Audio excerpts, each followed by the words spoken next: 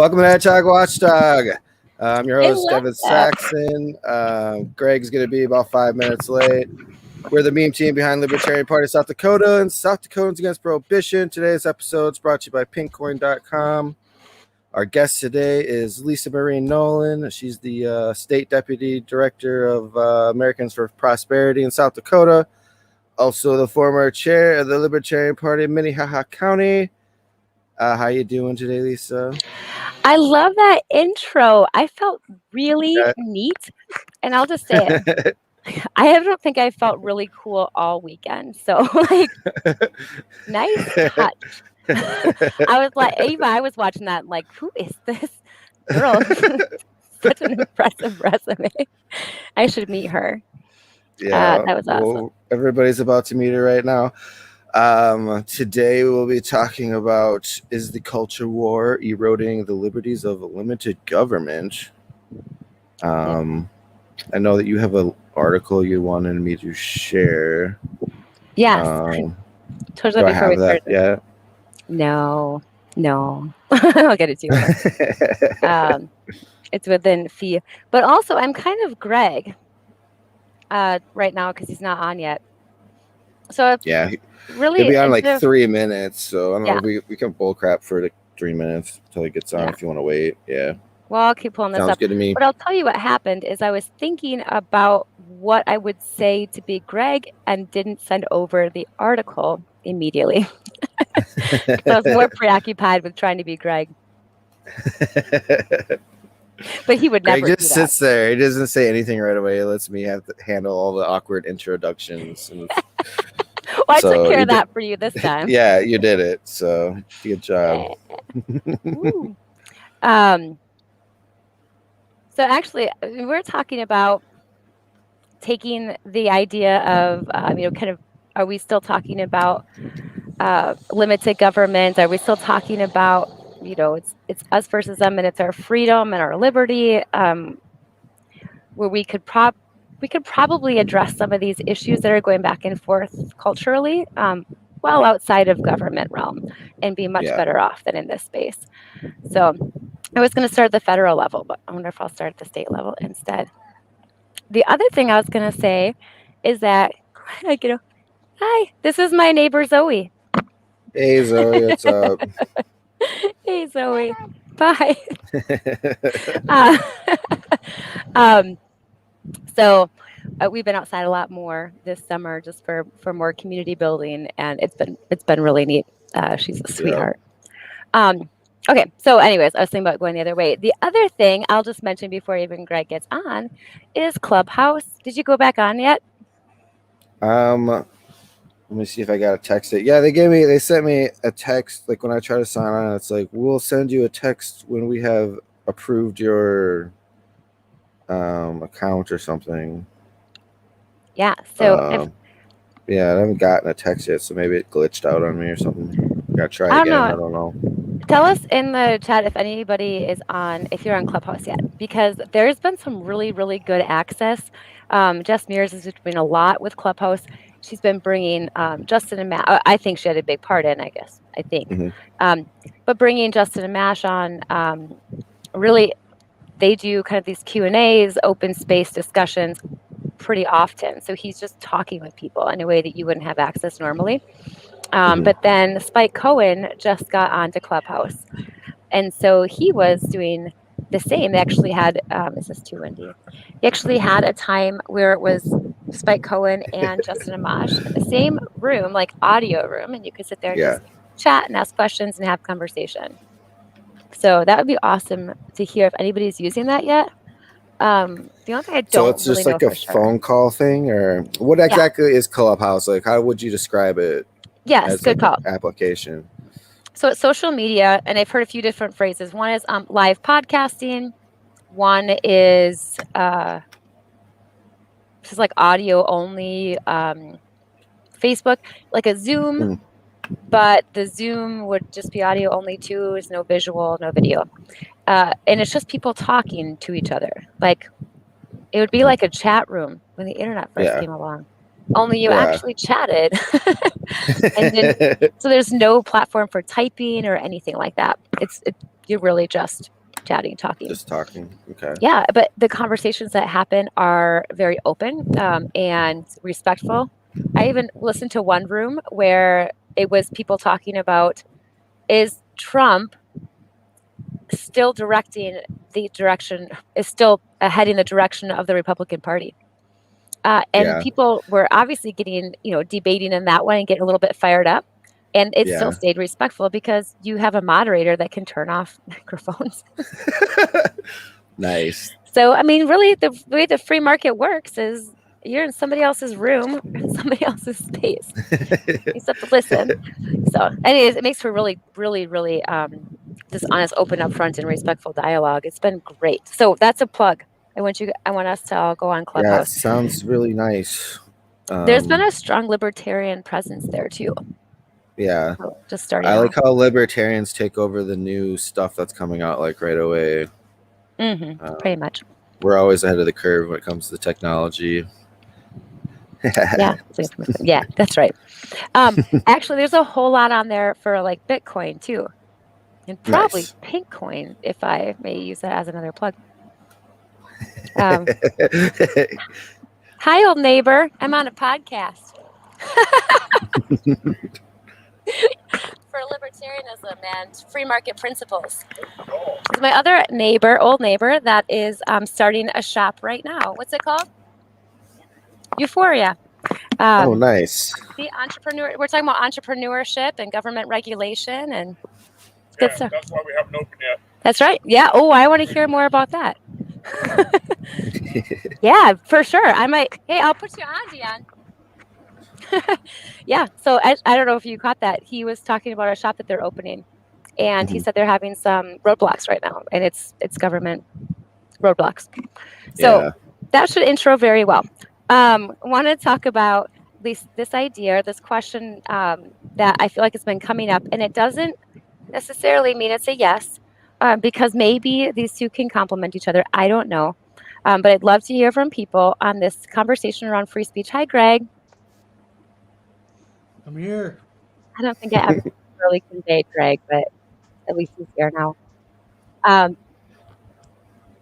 What did I miss? Did you solve all the world's problems? That's right. Well, we met two neighbors. Oh. Yeah.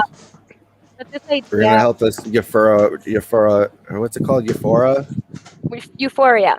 I think it's Euphoria. Like nice. Yeah. Yeah, there's some new shop that's getting some roadblocks in Sioux Falls. That's all you missed. And we're talking about the Clubhouse app that just came out. It's pretty good. You can talk to Justin Amash apparently one-on-one. Or I don't know if it's one-on-one. It's probably like a bunch of people on one. Or yeah, it'd be like if you had a stage where he was speaking, but everybody else really could have a microphone and they could turn it on whenever the moderator said you could. And then you can have a conversation. Yeah, that sounds pretty cool. Yeah. Actually, I keep getting these notifications now that Just Mirrors is on some room. So when we're talking about this idea of free market principles and being able to realize that people are capable of incredible things, most of the time, all we have to do is get out of the way with government and just let people do the fun, or the necessary, exciting, whatever it is thing that they want to do to serve somebody else. And there's mutual benefit, in them being able to serve and make a living that way.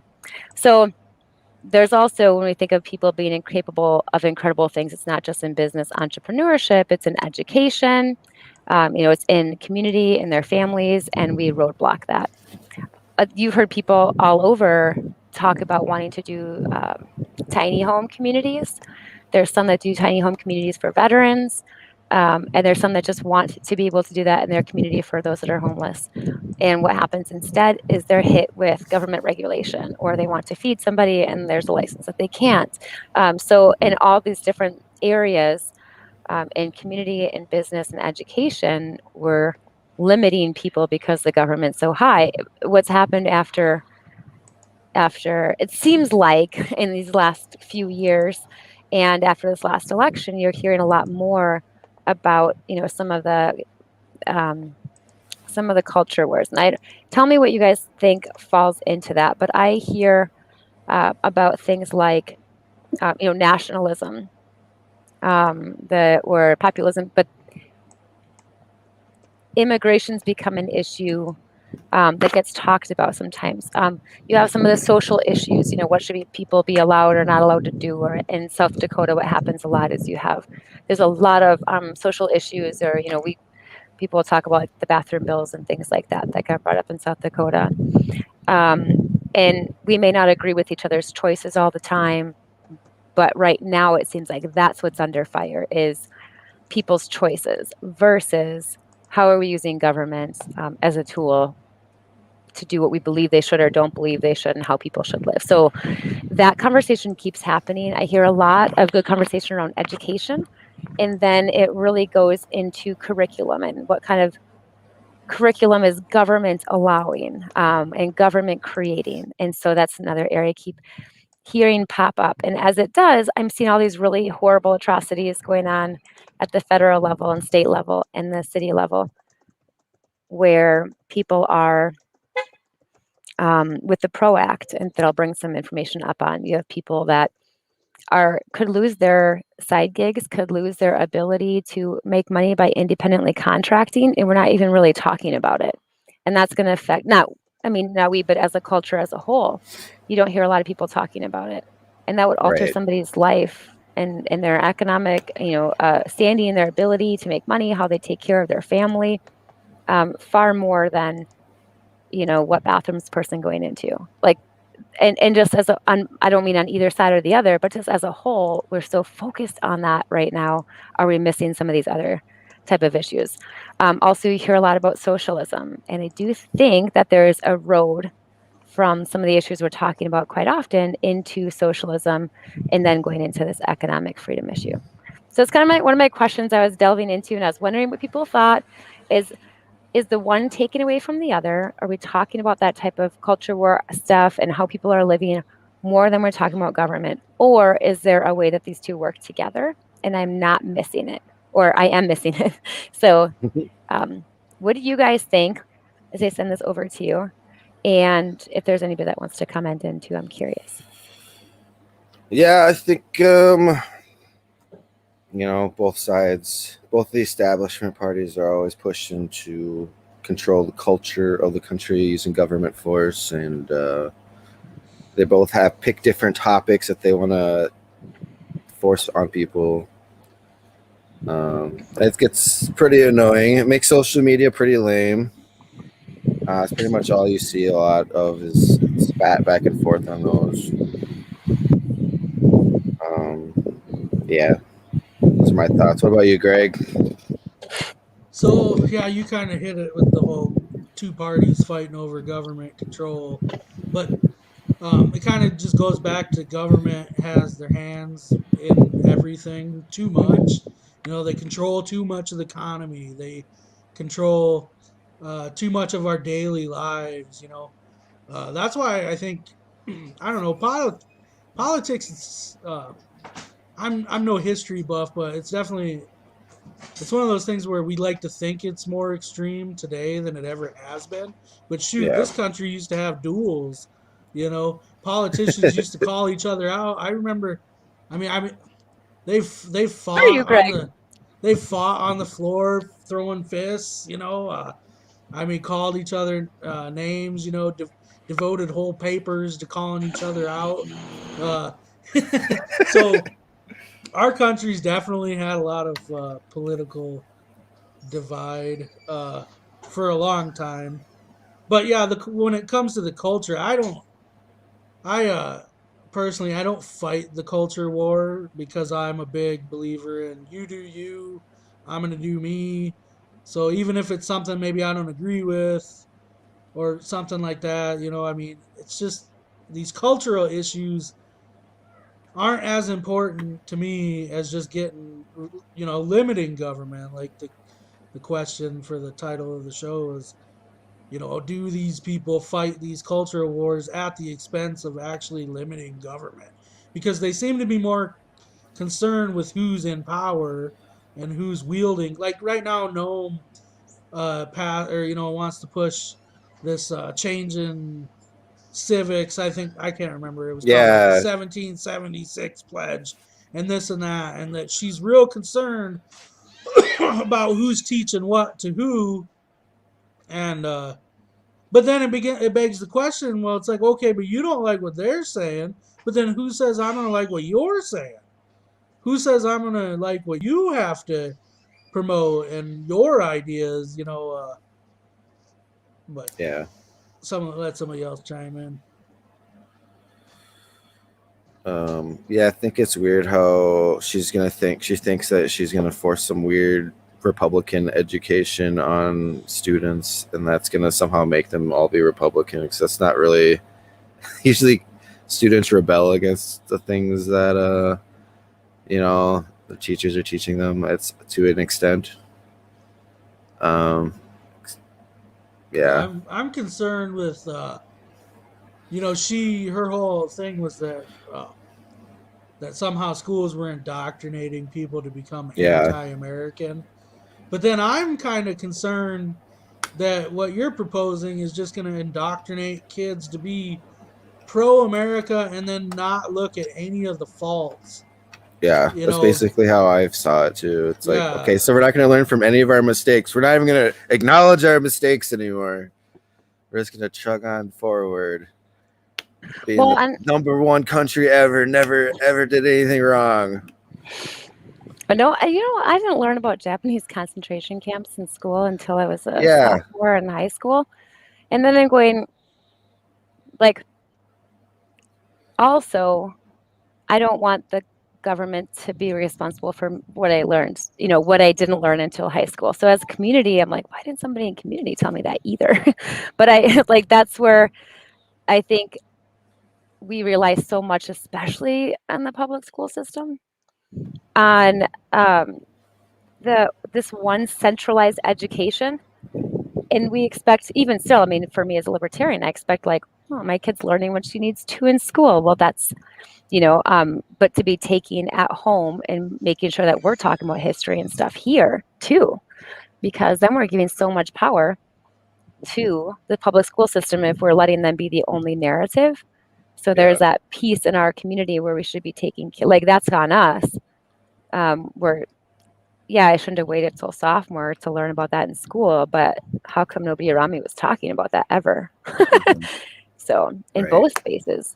But You got to be careful with them government educations. They'll have you believing that Christopher Columbus discovered America. that's right. And it's like, no. Kind of Like, rocks your world later. Like, he did yeah. what? And then you find out, like, I mean, not even to take away from the Native Americans who were already here, mind you, but like the Vikings, it's been proven were here as early as like, I can't I think it was remember, like 10, 1,000. yeah, Yeah, like 10, 1100 AD.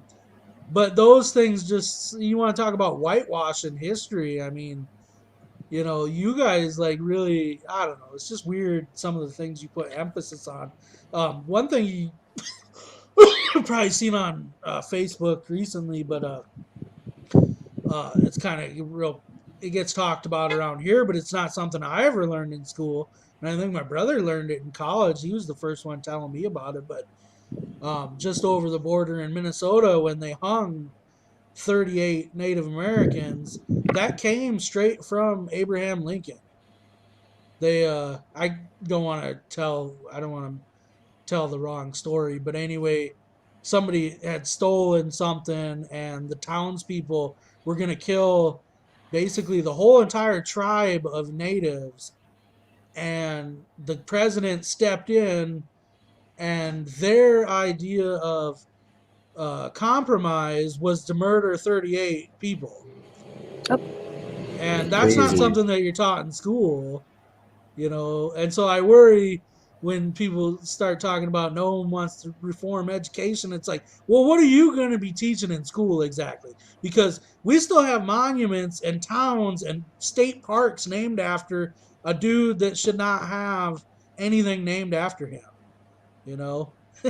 Well, and the idea as a whole too of I was starting to ask this question: how come we are trusting any government to create a curriculum, especially like conservative voices that I know that seemed outwardly supportive of this idea of the governor creating any curriculum at all.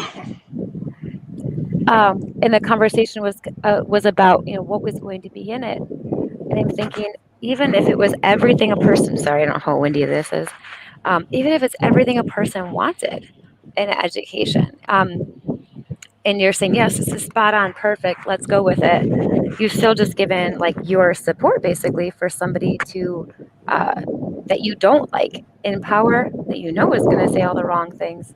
So like the idea that we would give anybody power in government to create the curriculum is so strange to me, that we'd be supportive of it, especially in South Dakota, be so independently minded. That's what you hear a lot, is this is how we are in South Dakota. But then I'm thinking, why would we want anybody in government to have that power?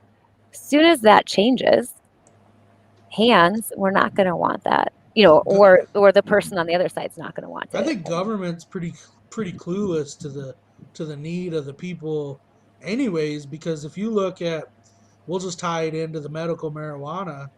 Kristi Noem, our governor, it wasn't even like a year or two ago that she said we're not ready, and we're not even ready for hemp, and we can't even do these things. But then you look at the vote totals, and it's 70% supported medical marijuana, and it's like these people are in charge. You want these people making decisions for you, like people that blatantly ignore the will of the people, you know? That's really, really good lead in on the same issue. I mean, on the same mention. After you do this one, I'll go to the federal level on some things, but I'll lead in. Yeah, you guys want me just to play what Kristi Noem's saying on Fox News about it? I've never heard this before. It's like a minute. Heard it either. Might as well. Let's listen to the propaganda. Can you hear it? No. No. Oh, damn it. Here's a second. Goddamn software. All these buttons you got to remember. No, not the I button. heard Daryl has sound effects on his. Yeah, I can. Yeah, I don't know. I don't know. I have sound effects, but I thought it'd be too cheesy. I have somewhere to be. I was the first country to sign the 1776 pledge, which says the truth about America's history, that we are founded fighting for freedom, not based on slavery. And I would encourage every single person that's running for public office, every single leader in this country, to embrace the 1776 project and make sure that they're talking about the real history of America and teaching it to our kids in our school systems. Critical race theory is not appropriate for our kids to learn and to have in our school systems. We want our honest history, our real history, our patriotic history to be taught to our kids so that we can continue to protect America. It's the most special country in the world, and it's something that the our most kids special deserve country to have long into the future that we had the opportunity to grow up in. Yeah, so that's her orgy thing. Yeah, I just don't. Our patriotic history, and she almost. I mean, she's kind of not even correct from the very get go. She's like, this country wasn't founded on slavery. It's like, I don't know, man. I mean, there sure were a couple founders. You had 3/5 a person in the Constitution. Yeah. Like it was the founders were arguing over that. That may be true, but there were quite a few that wanted slavery, and it was in there. So, and honestly, to say the country wasn't founded on slavery, it's like, well, who was living here before the country was even founded? Oh, you guessed it, rich white plantation owners that had hundreds of slaves. I mean, so I that's what scares me a little bit when she gets on her ho hum patriot, wave the flag in your face. Let's ignore facts, and promote our version of this patriotic history. I mean, I'm not an anti-American, and I hate to sound like I'm hating on America, but I saw one thing today on Facebook where it was a meme or whatever, and it shows all these kids in school with their hands over their heart, and they're like, "Who remembers singing this every day, every morning in school?" You know, and everyone's like, "Yeah, right." I mean, we miss that, and it's like, I I don't wish I know, could go man. back in time and be a libertarian kid and then be like, why are we all doing this anthem? This is what the Nazis did, blah, blah, blah. Pledge What can you allegiance to a collectivist, blah blah Yeah. blah. You know, it's I like, would like like a to come- robot. I want to go back in time just to be in the classroom where Devin is a child libertarian railing against the man. But so some of that brought up some really good, a couple of really, really good things. But one of them, even in the education areas, why, when I mentioned why is government creating curriculum anyway? Then, and I asked this from somebody more on the far right, and they said, well, they're already doing it on the left. So like we need to counterbalance it. I'm thinking, well, that's not, at some point when we believe something should be a particular way so strongly, we can leave principles behind, because we can justify, the means to the end. And so in his case, when he was saying it, he was basically saying, well, if the left does it, we have to just use their tactics and we've got to do it too. And I think that's what happens a lot, and why all of a sudden I think, or whatever the reason is, you're seeing a lot of that same shutdown of conversation around should government have that regular or that authority ever? And that conversation kind of gets shut down to, well, this is what I think should happen. So around the education one, it was, I think the latest was that, we're not going to apply to some federal grants. I'm like, actually, we shouldn't, maybe we don't want any federal grants for education. So I'm sure that will get me in a lot of trouble saying that. But every time you take a federal dollar or any dollar from government, but especially at the federal level, anything you take in money comes with, some sort of a promise or a thing that you have to follow. It comes with red tape. At one point with AFP, we were going to send out these postcards with red tape on them to lawmakers, maybe still. But the idea is that, just this reminder for us to like have every time that we're taking a dollar, we're taking more control too. And so when we're applying for, doing federal grants and we're taking federal money for our schools, is there a way we could turn it down? Like, is there a way that we could not accept the control that they would have over what a student is educated? So, I mean, that would be an interesting side conversation too. But that's not speaking around anything I know about. So on the economic realm, the conversations that I wanted to kind of highlight that are in the economic realm that kind of have just been fading into the background.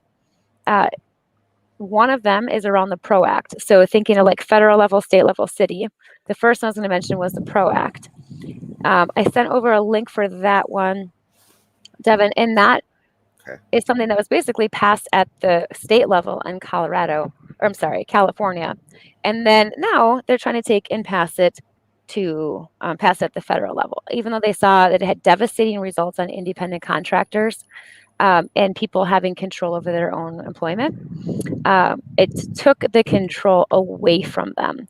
So it's hurting the very people that it says it's going to protect. So the first part of this or some of the bigger parts of this, is that it would reclassify independent contractors as employees.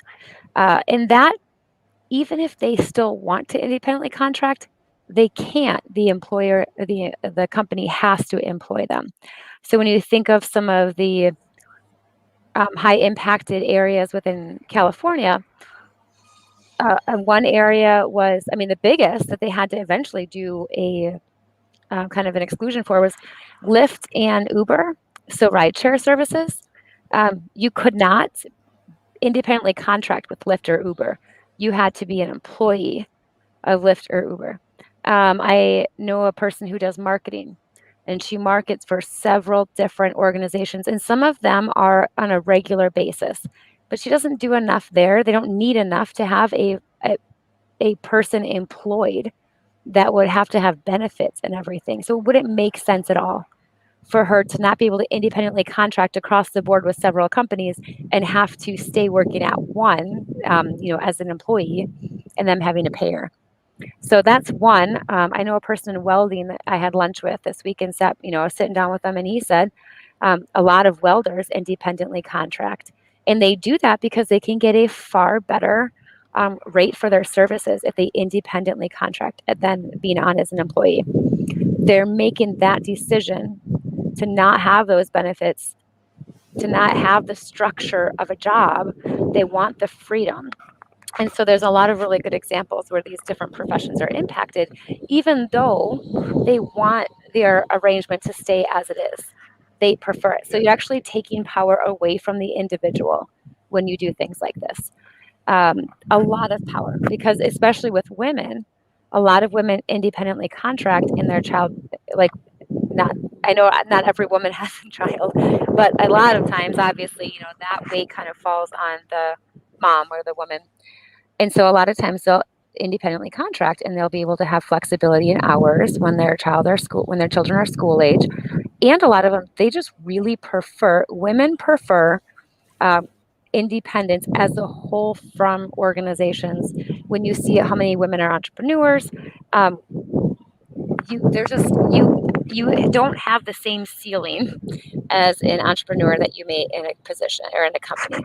And so when women were talking a lot about wages and different things like that for women, the answer was really to get out of, corporation and move on to starting your own business and allow for more entrepreneurship. And all of a sudden, they're getting paid more because they're creating a lot of value. So if you sit here and you put these limits and you say they have to be employees, you're taking away their control and their freedom to work in a way that's worked for them. So the second one that they have here is that it would affect independent contractors in all 50 states. What happened in California was pretty devastating for a lot of professions, and I don't think they've even seen the results or the positive results they were looking for. Mm-hmm. And then also we have independent states for a reason, because we want to do what works best for us locally. And federal government does not know what's going to work best for 50 different states.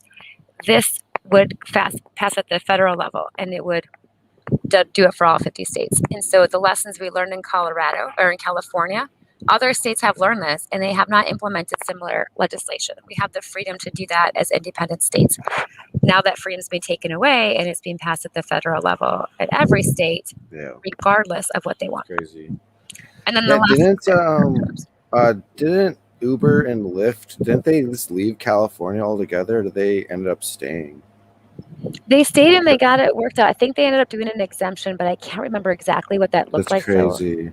So, that's crazy. So these big ass corporations get an exemption, and then everybody else is kind of like, nope, screw you. So they would do that with certain lawyers, get better lobbyists. Mm-hmm. Well, and so Uber and Lyft, like they have the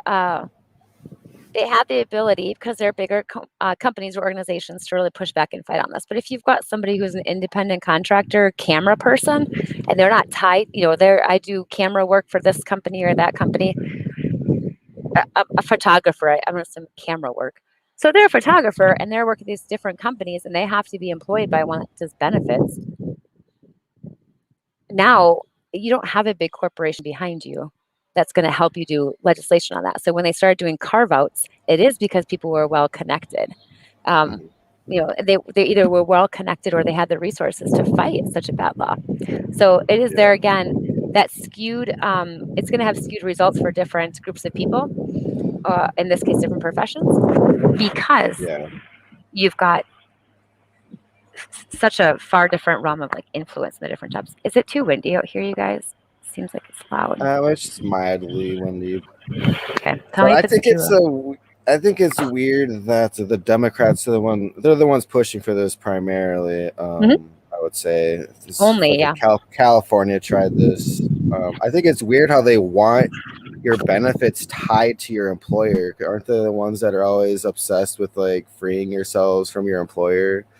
But if your benefits are tied to your employer, then you basically you have a less leverage over your boss. So I mean, it doesn't make sense to me logically from a democratic perspective why you would even support this. A lot of times those contract employees only exist. I mean, not every job, but let's just say in some instances, those contract positions only exist because they're trying to avoid government regulation in the first place. So let's Yeah. go ahead and create more government regulation. And just what's going to happen is you're just going to eliminate those jobs. Because, like Lisa said, if a company can't, if they only got work for you 5-10 hours a month, they're not going to pay you 40 hours a week. So that Yeah. job is just going to go away, or it's going to be tacked on to somebody else's job, and now somebody else has got to work harder, or um, like the type of work I do, you can get direct hired, but it's easier to get these contract positions too. They tend to be short term, getting people caught up or whatever, but sometimes they can turn into something long term. That's a good point, Greg. I forgot that you are an independent contractor. There's benefits to being independent and not labeled an employee too. Like Yeah. one of the rules and regulations, um, is that if you're a contract employee, the people you're working for cannot give you a set schedule. So they can't tell you that you have to work from 9 to 5 Monday through Friday if you're labeled a contract employee. That it's just one of the rules that I would say benefits some contract people. I mean, there's a ton more. Every job is probably a little bit different. But yeah, I mean, these people a lot of times, like I said, with these independent contractors, it's the companies are avoiding all these government regulations that unemployment insurance, health insurance if they work over a certain amount of hours, overtime, things like that. It's like they're trying to avoid that, and then you're gonna go ahead and try to force them essentially to do these things. But just like with the minimum wage laws, there's gonna be people that just lose their job. It's not gonna be cost effective. hmm And they have that on there too. Like it would destroy some businesses, and it did. Like that's where I think it's crazy too. Is what we want to do, and I've seen some states do very well, is communicate that like what happened, what was the effect. Because as 50 independent laboratories, we should be able to look at that and learn from it and say, well, can't do that here. Or the last thing you want to do is pass it for every state, and now we're doing that. So that's really good. Hearing some of those stories of how it affects those people too is huge. And look at the array. I like that you pulled this up. Look at the array of types of jobs. 36 of Americans at this, and the one earlier when you mentioned that with the cannabis legislation that passed, or that was passed, and then or the amendment, said 76% wanted this in your state. Why is this an issue? When you actually pull the numbers on here, it was over, I think it was 70 to 74%, somewhere around there, of people who would want to be independent, who say, hey, like we're Americans, we do independent contracting, this is how we like it. And they're still looking to pass it. So you can also see it's pretty obvious that when you have strong independent contractors, it's the big corporations that lose out.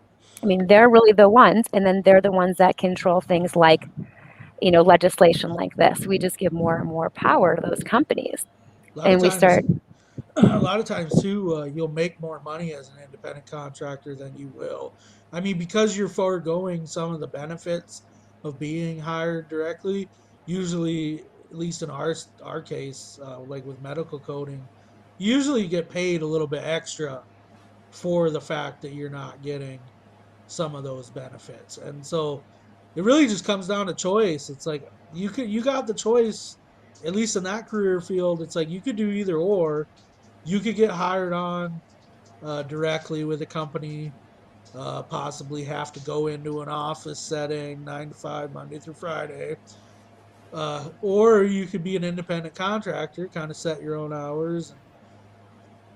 And like I said, it's kind of a choice. You might not get the same benefits, but you generally would make a little bit. It would make up for it a little bit in your pay. Right. Of course, insurance nowadays is so ridiculously expensive. Anyways, it doesn't really matter. Yeah. um, I'm here. I just switched settings so that it wasn't so loud out there. But then it was loud in here. Well, I'll show you. So there's a couple of really good pieces within this article, okay. especially that ABC test. And then there's that link underneath so you can see Should I who click would it? be impacted. Yeah, and then just flip back to this one. I will say if you get started out on a link like this, you get kind of lost into all of the others. Find out if your business could be reclassified under the Pro X ABC test.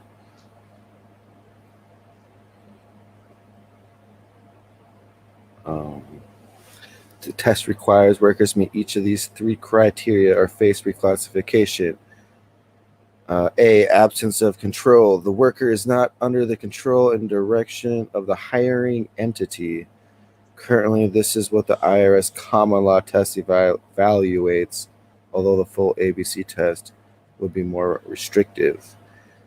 Business of the worker. The contractor performs work that is outside the usual course of the hiring entity's business. C, customarily engaged.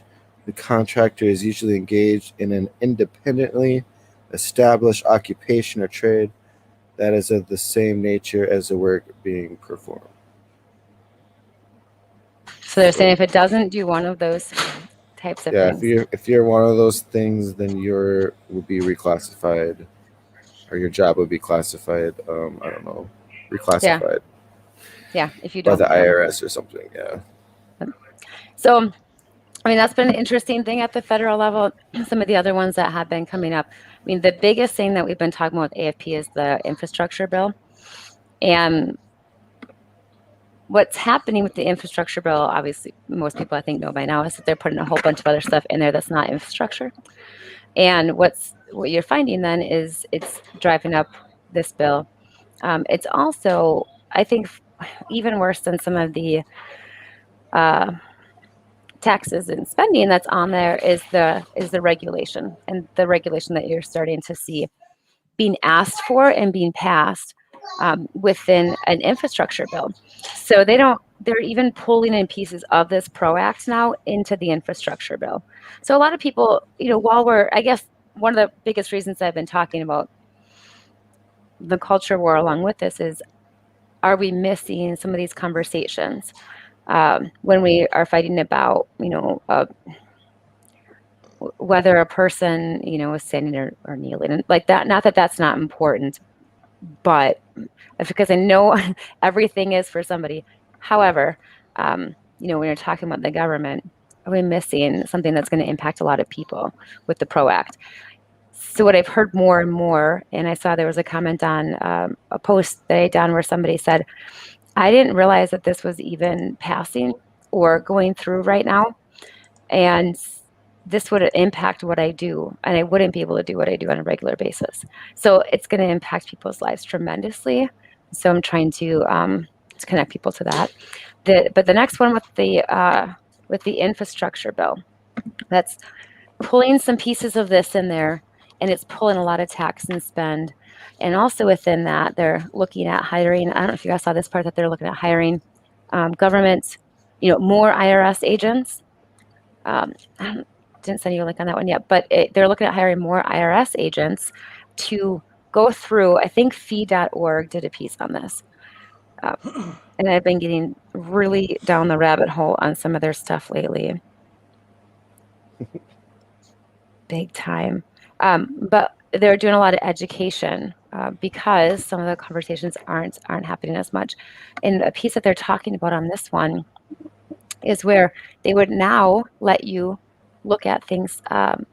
They would let these IRS agents look at Venmo accounts, PayPal accounts, where people are exchanging money, but they're not, the government can't see what they're doing.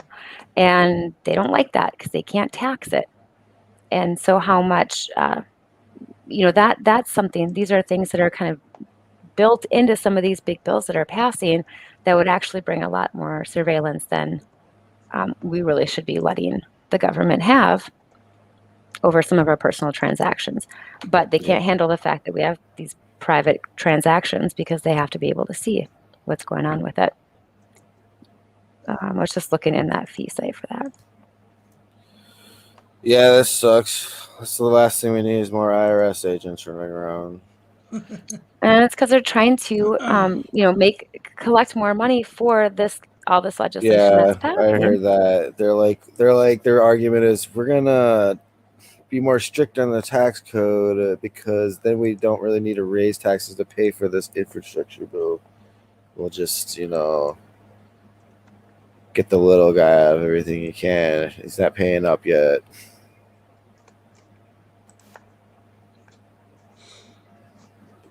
Yeah, I don't really get the point of higher taxes. Honestly, I mean, I would like the budget to be balanced, and I would like to see us start paying off the national debt. But when you spend $6 trillion in one freaking year, don't tell me that you need to raise taxes because you don't care about paying for anything. Yeah. You've already proven you don't care about paying for anything. Inflation's here. The prices of everything is skyrocketing. And that's a direct result of you guys continuing to print money. And right now, I mean, I don't know if you guys saw, apparently it has an expiration date and it was built into one of these COVID bills. But we're already instituting the beginning of universal basic income because everybody who has a child under the age of 18 now is going to collect between $200 and $300 a month for nothing, just for having a kid, and for no reason because nobody was asking for this. This is just something that the government decided to do. I don't remember a big call for child support from the government. I mean, that's essentially what it is. And I've kind of pondered this question before, but it's kind of unfair to all the dads, or not even dads, but single parents out there who are paying child support and don't get to see their kids on a regular basis. And now the government's stepping in and they're just going to write a check. And I don't know. It's just a mess. I don't know. This government's out of control. I don't know how you stay. I know, Lisa, you got to work. You're in this advocacy business and you got to lobby and you got to work with all these people. But it's hard to not just throw your hands up at this point and just say it's going to crash and burn. I mean, whether it's 5 years from now, 10 or 20, it's happening. It's because nobody has any desire to stop it, to put the reins on the government. Yeah. Yeah, dude, crazy world out here. Look, you're on mute. Yeah, Lisa, you're on mute.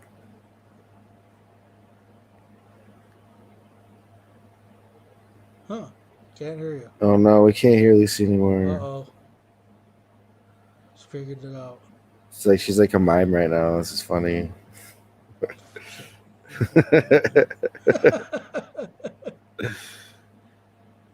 Uh-oh. She had something really important to say, too. I don't know if I don't think it's StreamYard. It must be, are your headphones, is your microphone plugged in all the way, or, oh, you're just using your computer for a microphone? It was working when you were outside. I guess we need that wind again.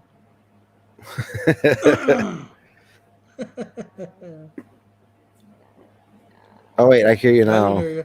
You can? Yep. Yeah. That's so weird. There we go. You guys, I had the microphone high up. Yeah. That sounds good.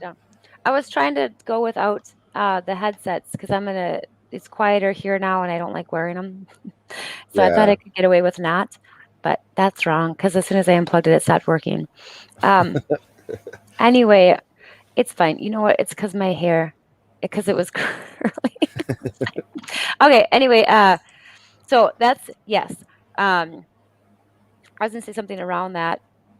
but the one that I think is so fascinating is how much debt a child is born into. So when I was bringing that up, or I was going to send it over to you while I was talking, but I think what's so interesting is this.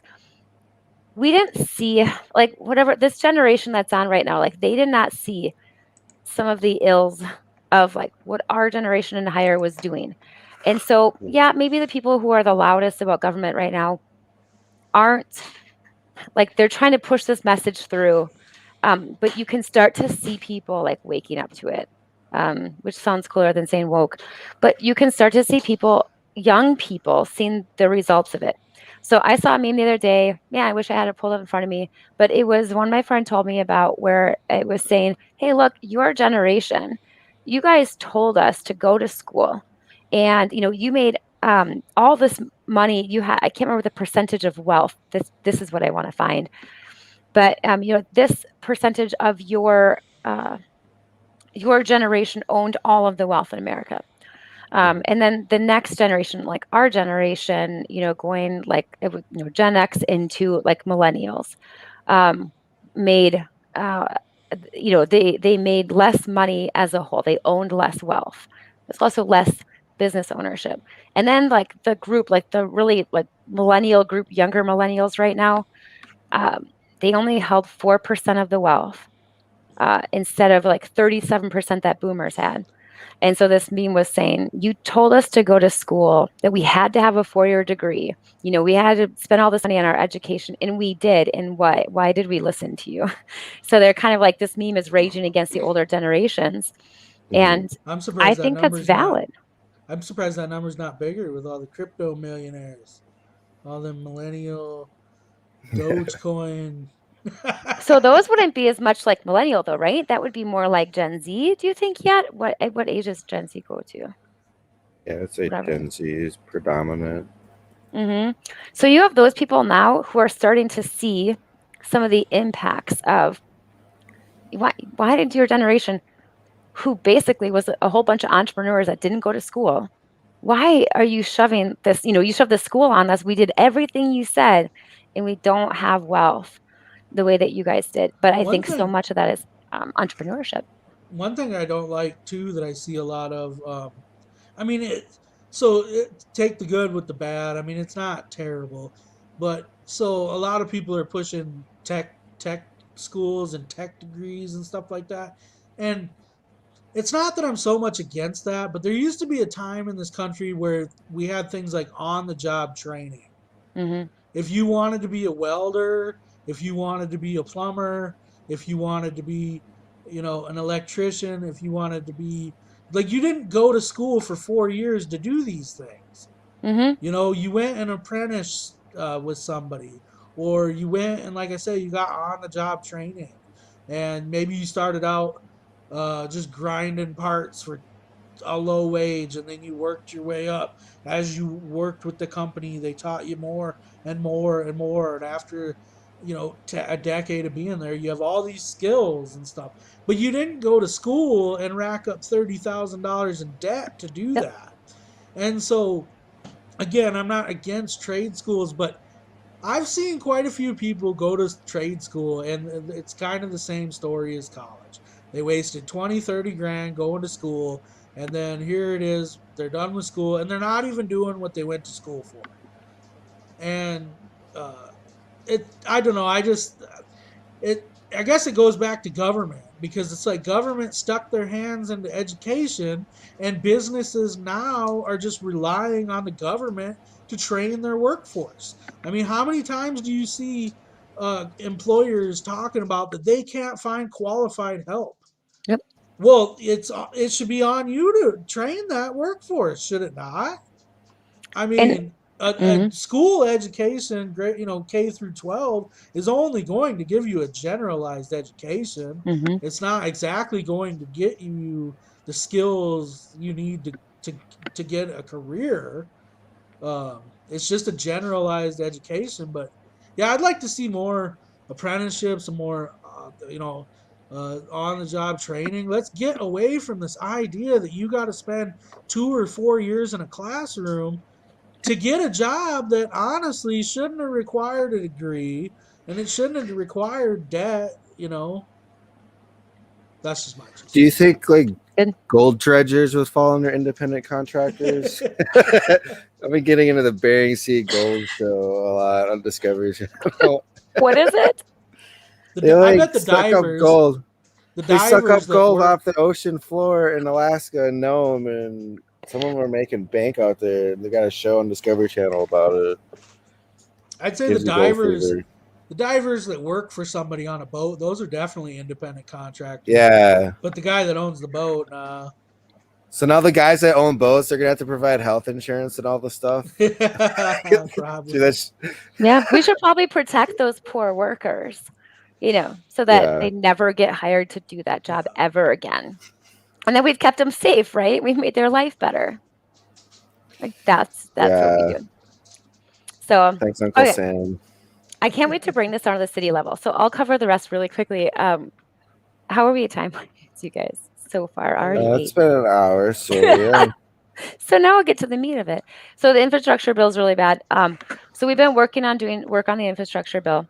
I'll do another one where I actually go through some of this stuff, maybe more in detail, or I'll just put some links in the bottom. But that one is a big one. And I mean, they're just shoving so much in there. It's pretty much just going to go through. And so we're going to do some stuff in South Dakota just to raise awareness, because for the most part, I don't hear a lot of people talking about it. And that is probably a huge opportunity for libertarians to really take an issue and run with, because when nobody else is talking about it and it's going to impact Right. so many lives, then, they need to be able to hear it. And we spend, that would be a good one to spend time on. The other, so product and in infrastructure are two of the biggest ones at the federal level. So at the state level, two of the things we're going to work on big time coming up to the ballots. The first one, and I want to make sure I'm talking about them separately because they both really are looking at separate issues. But when we talk about like taxes and spending, what happens in South Dakota right now is that if a legislator wants to pass something that includes a tax increase or spending, they have to do that through legislation. And they don't have to, but that's where I'm going to get to. When they do it through legislation, at legislative session and going through the House and the Senate, they have to get a 66, like a 2/3 vote, if it's going to increase a fee or raise taxes. We are, at some point, if we continue spending really high, we either have, in some of these areas, we either have to increase our taxes or we have to decrease our spending.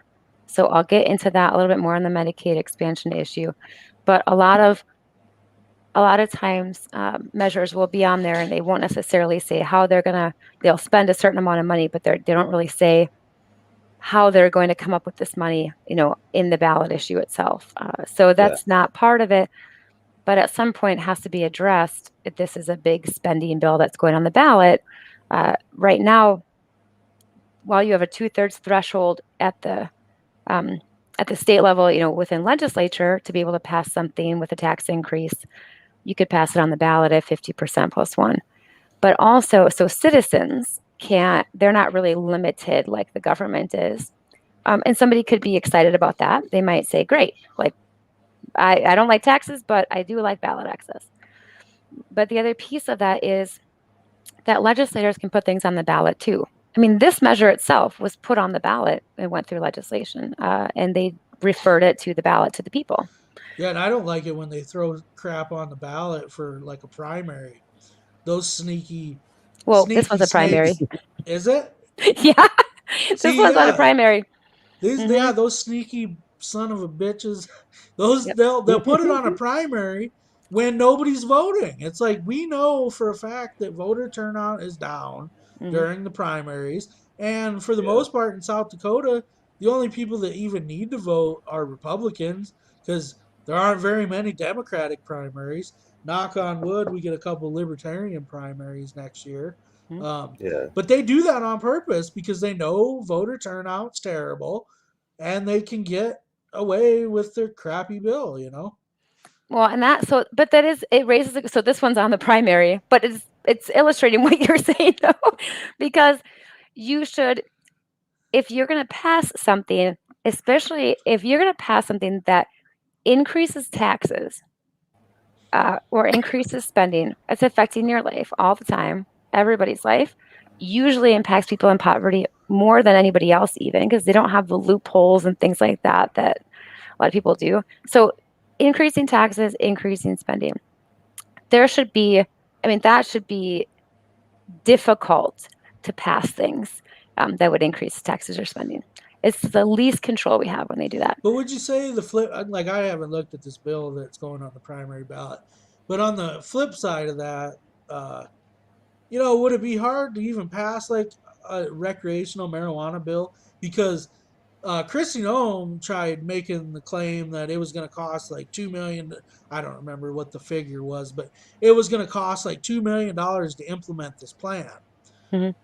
Okay, now we all as rational people know that whatever you spend, you're going to recoup in tax money because you're going to tax the crap out of that product. And so that 2 million startup cost is just whatever. Mm-hmm. But with this petition, though, hypothetically, it's like, well, we can't implement this program. It has costs. Mm-hmm. So this would take it's 10 million. So they have a pretty high bar on it. The one thing actually that as we're communicating this too, we've been specifically saying like this is not in relation to the cannabis bills, because obviously, I'm support of people being able to make decisions, and I'm support of those bills. So to say like there's two things with that. Number one, it's 2022, all of a sudden, this medical or this marijuana program is going to cost 10.5 million to implement. well, they'll always be interesting that way. But so that piece that right now, like that recreational wouldn't have increased spending more than the bar to have 50%, but it does include tax increases. So that legislation could be put through again, like if this were to pass, but you wouldn't include tax increases, which as libertarians, we don't want anyway.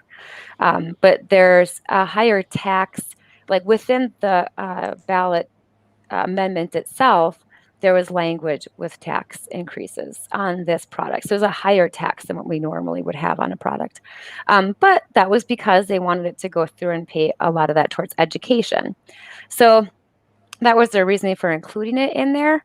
And that would be also if it did have to ever go through again, which hopefully it doesn't. But if it had to go through again, it would only hit up against this 50%, 60% thing if the taxes were still in there, the extra taxes. So I think the answer to that is we shouldn't put higher taxes on medical or recreational cannabis, which a lot of states now are saying we shouldn't be able to tax medical cannabis at all. Because I read an interesting article. I think it was I shared it. I can't remember. Maybe it was New Mexico or Arizona. And there's actually a lawsuit right now because of that. Yeah. They set limits on how much a medical patient can buy in a month, and they're gonna, because recreational is about to go into effect down there. Basically, they're just saying, well, you're gonna have to buy recreational. However, recreational has taxes that the medical part does not have, or maybe they're lower or whatever. So they're suing them to actually increase those limits that they can purchase because of that fact. You can't, if I can go to a doctor and get prescribed freaking Oxycontin or something like that and not pay a sales tax on that purchase, why should I pay a sales tax on the purchase of this medical cannabis? Kind of makes sense. Yep, totally. That's exactly right. So, that's kind of how it would relate to the cannabis thing, because I know I've heard that quite a bit. And I like ballot. I'm not anti ballot access. I know a lot of people feel weird about it. I like it. I do think at some point it makes sense that people would have another route if they don't feel like they're being properly represented. And Unfortunately, because of some of the laws we have, it makes it difficult for a third party to come up, which makes electing somebody who would represent your values difficult. So the idea of, well, just replace who's in office isn't always that easy, because they will trample on rights here or trample on rights here. So, and that's why I'm a fan of ballot access anyway. But when I was learning more about this one, I had to really kind of be convinced a bit. And I'm there now.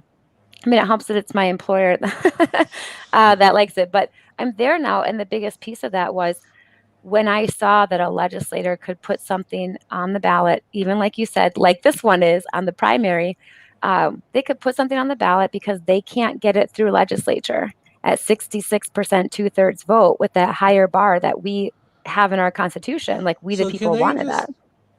interrupt for a second? Can Yeah. they just slap something on the ballot without getting any signatures, any nothing? How does As long that as it work? passes through. So as it passed through legislation, it's a bill.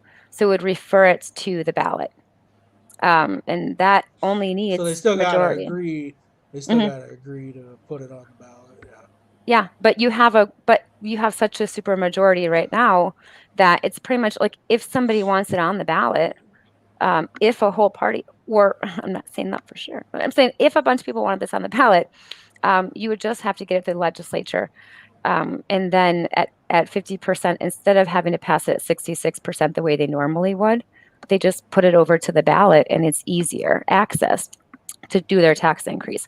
So if we're talking limited government, that's probably my biggest piece is we're limiting both citizens, which sometimes it's citizens and sometimes it's it could be like a lobbying group or something that's just getting something through the ballot that they couldn't get through legislature. So there are times where you have politicians or you have lobbyists or you have groups that are doing that are using the ballot as an easier way to pass something than the legislature that would require the 2/3. So it's easier to pass an increase. Where I struggle with that is the fact that politicians can use that process easier than citizens because we have to collect tons of signatures. It takes a ton of money to do that. And so I think it puts the citizen at a disadvantage to the politician when they can have easier access than we can. Yeah. And I don't want somebody increasing my taxes. I think that whole collecting signatures process is quite antiquated, Mhm. and that after 2020 with COVID and social distancing and this and that, I don't see any reason. And I know they're not going to like it because they want you to have to do the hard work and they want you to have to spend thousands of dollars Yeah. because at the end of the day, they don't want you to succeed. Mhm. But we should be able to just sign a petition online at the Secretary of State's office. You know, you should be able to just submit your ballot initiative to the Secretary of State. They can approve it. Or whatever, and then it's just on their website, and people, voters in South Dakota, can go and sign those petitions, on that website. Mhm. Like I said, this whole going out and collecting thousands and thousands of signatures and wasting thousands of dollars, and it doesn't even make sense. Yeah, I agree. So it's one of the things we're supporting. But when I've been talking with all my libertarian friends about it, that's my biggest thing I've been talking through is on the side of right now, it's easier for a government official to pass a tax increase. The other piece of it is that we're on the verge of either needing to implement an income tax. We're hitting really close to that. And so at some point, we're going to have to institute a state income tax. Or we're going to take money away from education, take money away from social services. Those are two of the biggest areas. So I'll get into Medicaid expansion too, but that would be one of the reasons why obviously keeping taxes down is one of our biggest issues, but it's because we want more freedom to people and we think we should have more choice on where money goes. Like I'm tired of my money going to endless wars. So I don't trust anybody to tax it anymore. I'm so tired of increased taxes. So the second piece then, going to Medicaid expansions are other big issues. So Medicaid expansion is going to be coming. I don't have any doubts that they're going to get it on the ballot. That's on the regular November ballot 2022. That there are a lot of issues with Medicaid expansion that people aren't talking about because, and this is even within very conservative circles, I think the only really strong opposition I hear on it is free market, conservatives, and libertarians. That's mostly what I hear in terms of, hey, wait a second, this sounds great. How are we going to pay for any of it? So when we take that Medicaid expansion from the federal government, we're one of 12 states that have opposed it so far and not taken the money. And they're getting so desperate for us to be the final state because then it's basically just national Obamacare. It's not something that you have to make at the state level. You've pretty much handed that over as a federal government type of thing because every state has it. And so they really want us to take the money, which means they're starting to sweeten the deal. And so there's a certain percentage that South Dakota has to come up with, and then the federal government. And they're trying to say, well, you can take all this COVID money that we already sent you, and the money that's coming, and you can just use that to cover your share. So they're making it even more enticing and more enticing. They've been doing that over the years. Even before COVID, they were starting to do that, where they were taking. But why does the federal government want you to take its money so bad that they're going to offer you extra money so that you'll take the money? And we don't think that's like, why are we trusting of that?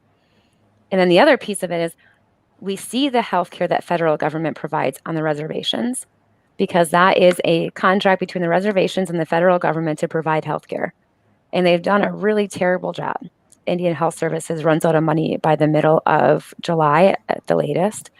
And so they're only paying for the most severe issues that are coming through. It's just a really awful program with awful outcomes. And that's the same group of people that we're going to trust to provide Medicaid expansion.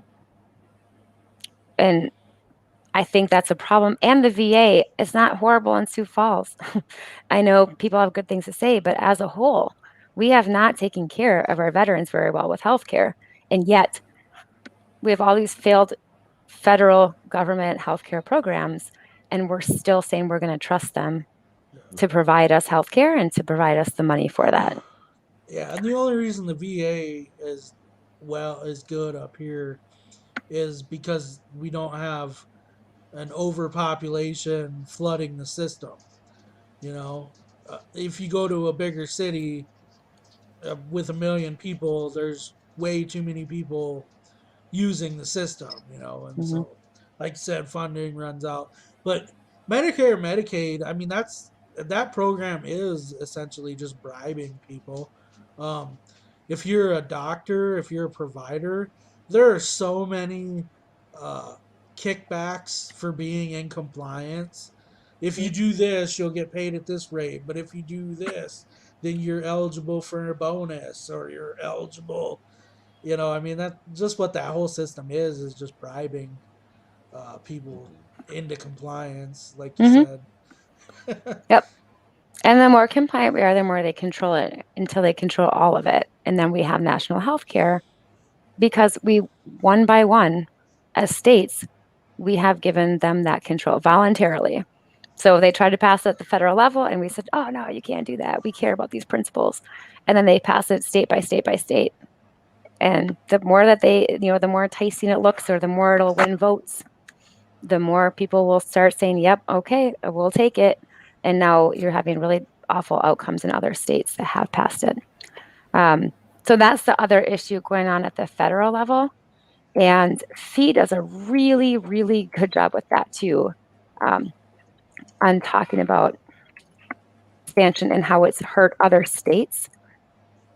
So, that's not even that one.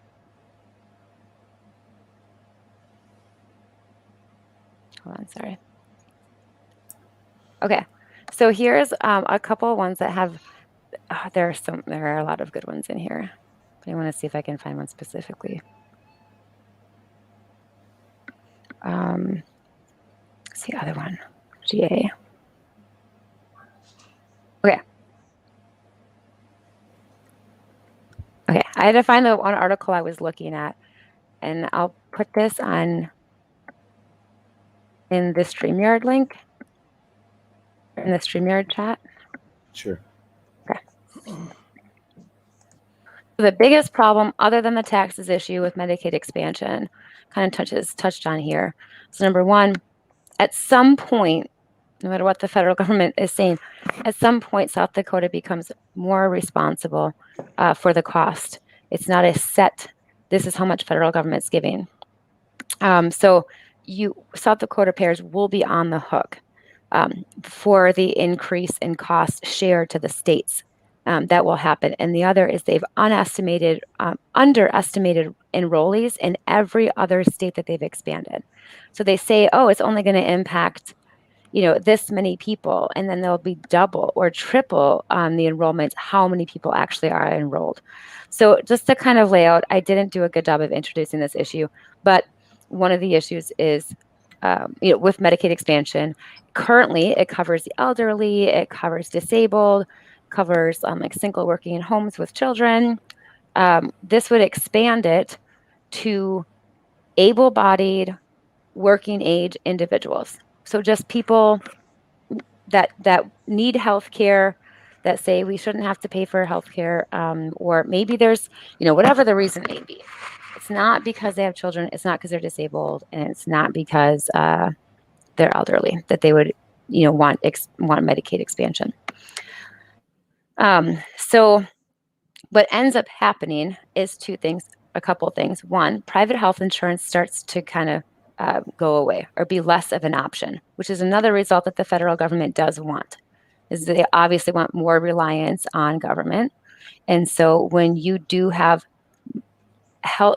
government health care competing against private health care, it kills private health care because of all the regulations and that you put there. And then you're offering free insurance over here. So obviously some of these healthcare companies that are covering people right now are going to go under, and you'll have less options for private healthcare. And I do think that private healthcare is pretty rough. And Joe Jorgensen does a really good job in talking about how healthcare insurance isn't the free market. It's not operating within the free market either, because they use government to put all these regulations out there. So that's not the best route either. There's a lot of better ones like direct primary care. But if you are shifting these people from their private insurance over to Obamacare, over to Medicaid expansion, to the exchange, then you now are losing some of your private healthcare options. But the biggest impact is that you have crowding out of services. So now you have more people that are on the same amount of services that were there before. Now, you have in states that have accepted this, countless stories of people saying, they're elderly or they're disabled, and now their access to care is longer to get seen. Or longer to get in to be seen. It's harder to get in to be seen. You have some healthcare areas that aren't necessarily doing well with it. So it's very difficult to get in, get a service, and to get it paid. So the services that you may get paid under your private insurance before you came onto Medicaid is not going to be covered under Medicaid. Usually what happens there is the cost of those services end up going up, because now you have increasing medical issues because they're not being, routine stuff isn't being covered. So those are two really major issues where some people do think that you need a safety net. And now you're taking that safety net away from people who really need it and giving it to people who are or could be working. Maybe we could just get on Canada's plan. Make them pay for it, Build the wall, make them pay for it. I think Canada should fund our healthcare. They're doing such a good job of it. One of my friends' family's from Canada, so he was saying how amazing it was. And then I talked to somebody 2 days later who was saying how they can't get into the doctor. They can't get in for how many months. And when they get in, they're not going to cover this service or that service. So you hear different stories all over. Yeah. So we'll be doing that fight on Medicaid expansion. And I think the hardest part of that one is just that there is a lot of support. You have one ballot measure that's going to be fought by I can't remember the gentleman's name, that he was also on the canvas measures. So he's working on one of the ballot access or one of the ballot amendments. But then you have a Vera, Sanford. It's going to be a lot of your like economic development groups, your chambers for it. There's another amendment where people bringing the Medicaid expansion. So there'll be two competing amendments for Medicaid expansion, but they're not working together, which is interesting. Then we'll be opposing Medicaid expansion. So we'll just be opposing both of those amendments. And the biggest message just being there's a better prescription. Medicaid expansion is not the prescription that would help people in our state. And so that's the message we're putting out there. And then pointing at things like what we've been calling the personal option, which is increased access, less regulation with the FDA over pharmaceutical companies. Yeah. Yeah, that'd be good to have. So we're going to have two ballot initiatives, both expanding Medicaid in this next election. But not working together. And the language is so similar. So if they both get it on the ballot, like at some point, I hope they'll start, for their sake, that they'll start working together, because it could be weird. But yeah, that'd be confusing if you're a petitioner and people are like, I already signed that one. You get that a lot. Mm-hmm. And they probably haven't already signed it if it's a completely different one. Yep. With the same thing with similar language. That doesn't make much sense. Isn't that so weird? That's poor efficiency. It's terrible. Okay, so the last thing I'll mention is at the city level, right now, I just think this is fascinating. And I don't know if there's an article to pull up with it, but I really enjoyed this. There is our friend Emmett. Hi, Emmett, if you're watching. So he's starting the pedicab business downtown. Have you guys seen anything on that? Yeah, I saw that some government bureaucrats told him that he wasn't following the correct ordinances. Then he took it up with city council, and they said that he was good to go. Something like that. Yeah. And I was like, the government bureaucrats saw his article in like the Sioux Falls Business Journal or whatever it was called. So it's just like, so these guys just sitting around with nothing to do, reading reading the news. They're like, all right, look, it looks like we might be able to nail this guy in ordinance 6.329.84. Let's go shut this business down before it even starts. Well, somebody's got to make money to pay for those cement ping pong tables that they wanted to put up. I thought I saw a post by a strong proponent of those cement tables recently say that it's ridiculous the property taxes we pay in Sioux Falls and why people aren't going to move into Sioux Falls, but they're going to move other places because of high taxes. And I'm wondering if she ever made a connection between the law that she pushed to get cement ping pong tables instead of having a private organization or a community sponsor a table or something. What's with the cement ping pong tables? I'm not familiar with this story. That was last year. Where this was a push at city council and didn't raise any publicity or anything. It just kind of went through that we're going to pay for ping pong tables. I can't remember if it ended up being funded. Where can we use these cement ping pong tables? Is it like city at a park parks somewhere? Yep. Oh, okay. So we have it's like, city tennis courts here too. Yeah. Okay. So it's like the tennis courts, but for ping pong. Yeah. That's interesting. That go nowhere too. Yeah. And then we don't look at it and go, maybe we shouldn't let them spend all of our money. This one on the licensing was fascinating. I was trying to find just an article showing that we're having it, or that they're going to do it, but I didn't get that far. Oh, yeah. So here is, you said it was the Business Journal one, right? Something I think it was the Sioux Falls Journal. The Business Journal. Where did that go? It was... Yes. Okay. So this is what got published. maybe I should. I guess I could share it too, but it's fine. I'll just let you share it. Let's screw something up. So this is where it got shared, and it's so exciting to see that this business is coming in, and I love it. I think it's such a good idea. We've had pedicabs here before, but it was a long time ago. Michael Christensen did those with his dad. So love that. Great picture. Lots of really good work. So Emmett did go through and check a lot of the regulations and stuff before he went, pushed through all of the work that he's done, all of the research he's done, and everything is put in place, spent thousands of dollars to get these pedicabs. And the way he's got it set up is anybody that I believe it's contractors, but I'll double check with them. They can drive these cabs, but it's not their own taxi cab. So where it's Lyft and this is my car and I drive you around. They're saying you can't have access to the full fleet of vehicles. A driver has to only be with one vehicle.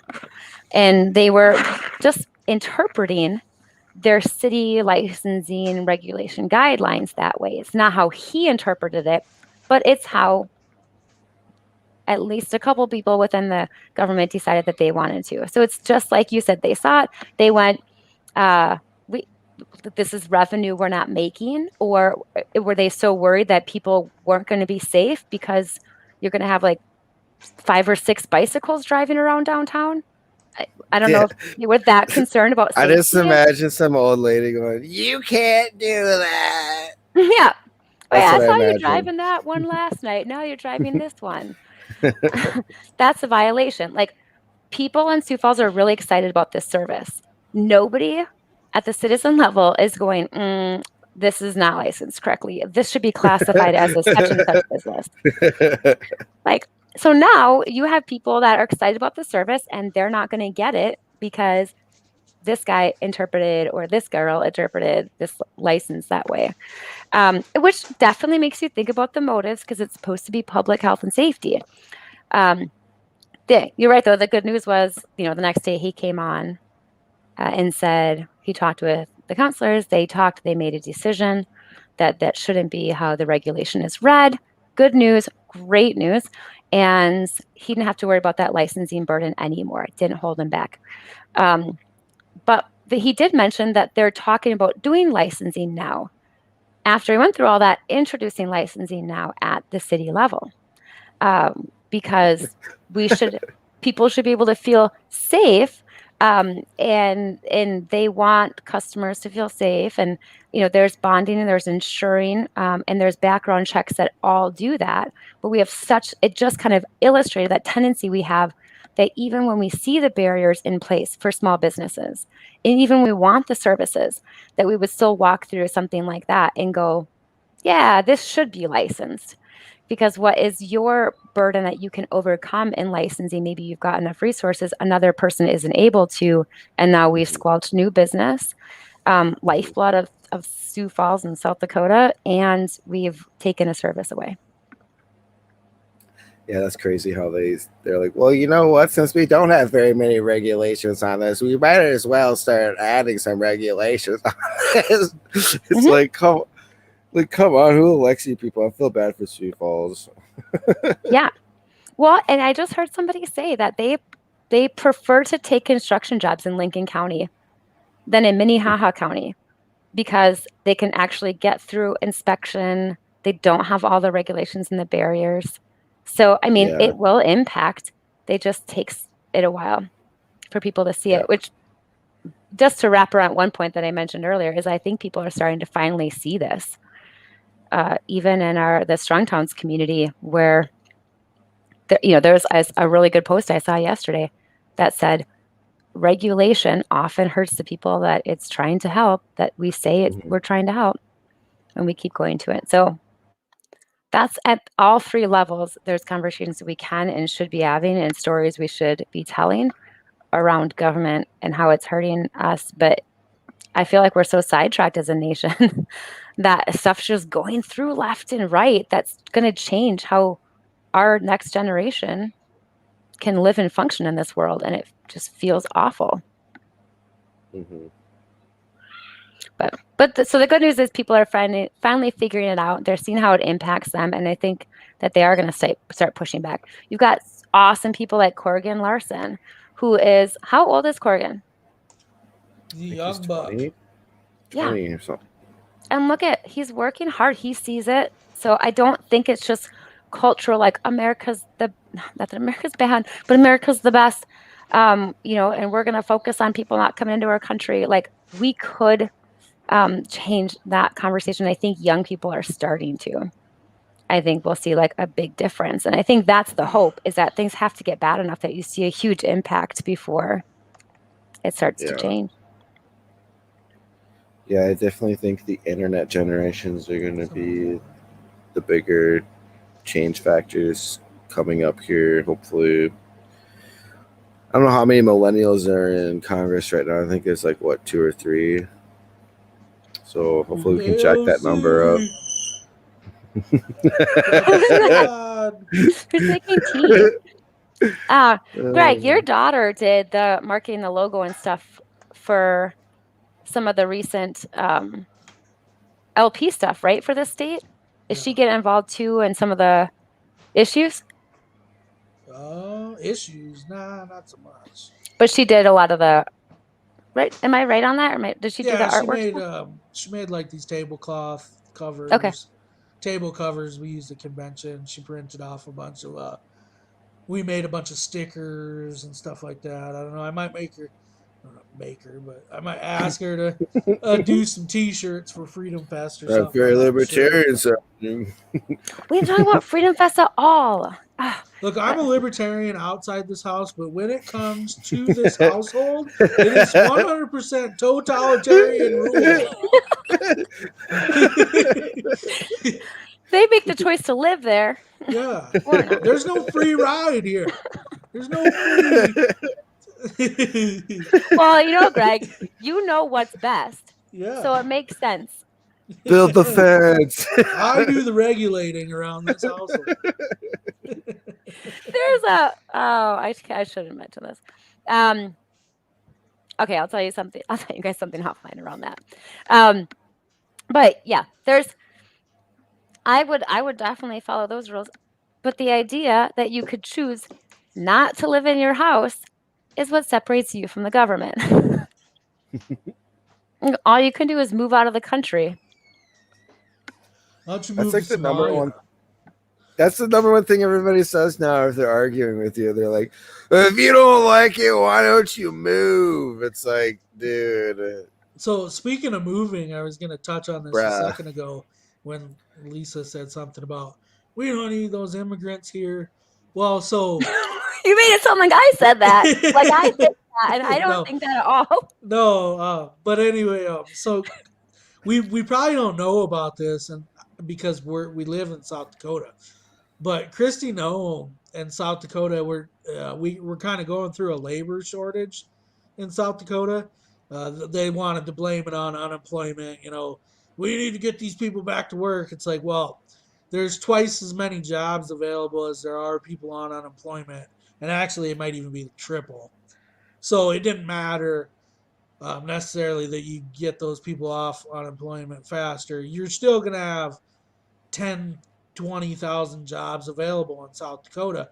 Anyway, so one thing that Christy Nolen has been doing is she's been advertising all over the country that people should move to South Dakota. And what's funny, though, is 2 of the places that they are running ads are California and Florida. And California, people always complain, well, we don't need California people moving into our state. And, Texas is a big one where you see a lot of people complaining that Texas is about to turn blue because of all the liberals, California people, and everybody else that has moved there. So I just think it's kind of odd that Christy Nolen has ads playing in some of these big liberal places inviting people to move here. I don't really have a point. But no, that was really good.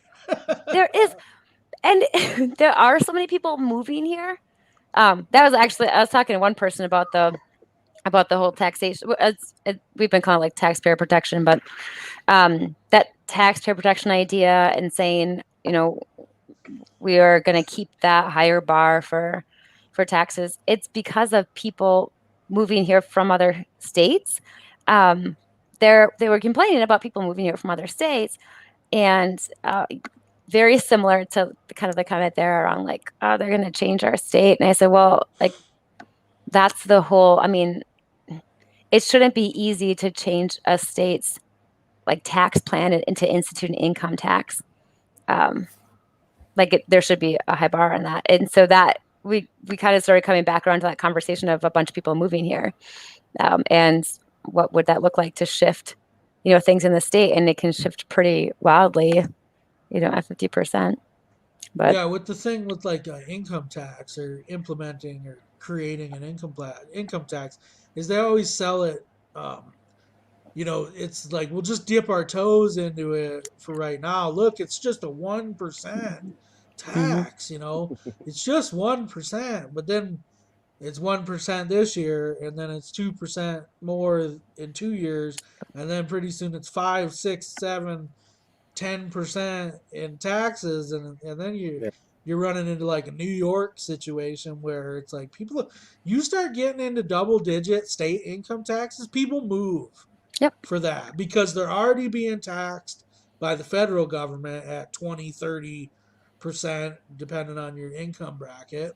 Mhm. And then you want to add on, an extra 10% for a state tax. I mean, it gets pretty crazy, and New York's going through like they're losing like 150,000 people a year or something like that, or 150 or 100. I can't remember what the exact, but it's a lot. And what happens? It's kind of a vicious cycle because it's like, okay, government's like, we need to increase revenues. Well, how do we do that? We need to tax people more. Okay, but now there's less people here, which means we don't have as much of a tax base, which means we're actually losing money. Mm-hmm. That's so good, Greg. Gee. I sounded so Midwestern. Oh, geez. That was great. Yeah, you betcha. That's really good. And that's like, I think it just sometimes baffles me how we can continue doing it. Like, we have a conversation and it seems so obvious as we're talking about it. And one of the things I brought up recently, I do want to at least learn before we are totally done, is there's a really, really, really good article. Let's see if I can find it. Around how we just have there are different moral grounds. Yeah, there it is. I'm going to give this to you and you can put it in the link or whatever somewhere, or put it in the chat. But there is a really good conversation that Jonathan Haidt does. And this is around,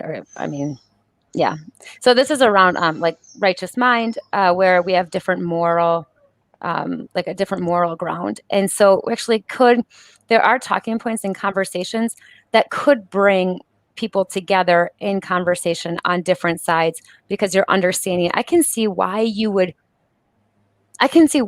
think, as a collectivist, you could see that it's better for the group of people than the individual. I understand that. I don't agree with you, but I understand that. And so it does a really good job of explaining why different groups might think the way they feel. And he does a really good job he calls it the moral roots of liberals and conservatives, but he makes a good point to bring in libertarianism too. So I would highly recommend that, because it's going through and saying why I could have a constructive conversation with somebody that disagrees with me, or how to do that. And I think that's probably one of the most important pieces right now that we could do.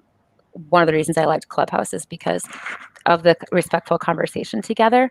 There's a group called Braver Angels that brings together people of differing political views into a room together. And now with COVID, they're doing some with Zoom, but we want to start that in South Dakota, North Dakota, because I think there's a lot of good value in being able to have conversations with people who think differently than you, not to change their mind, but to understand why they think what they think. Yeah. Yeah. So this video is does a tremendous job, and I'll put the link to Braver Angels too. But that's both of those. I'm like kind of reading through stuff like this.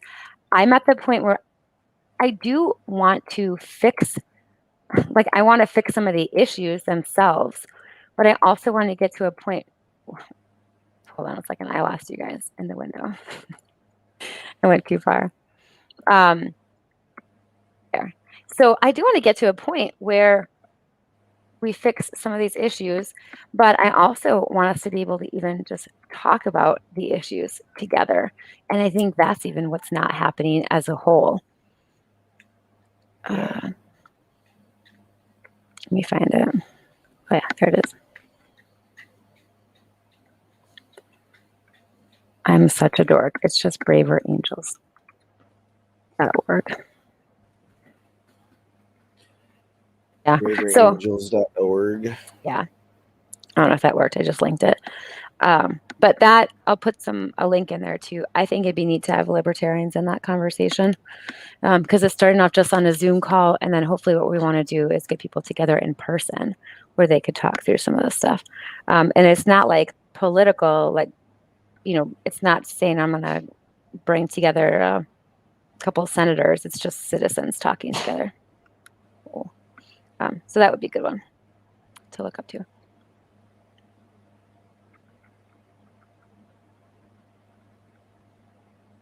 Oh, that's looking real strong American.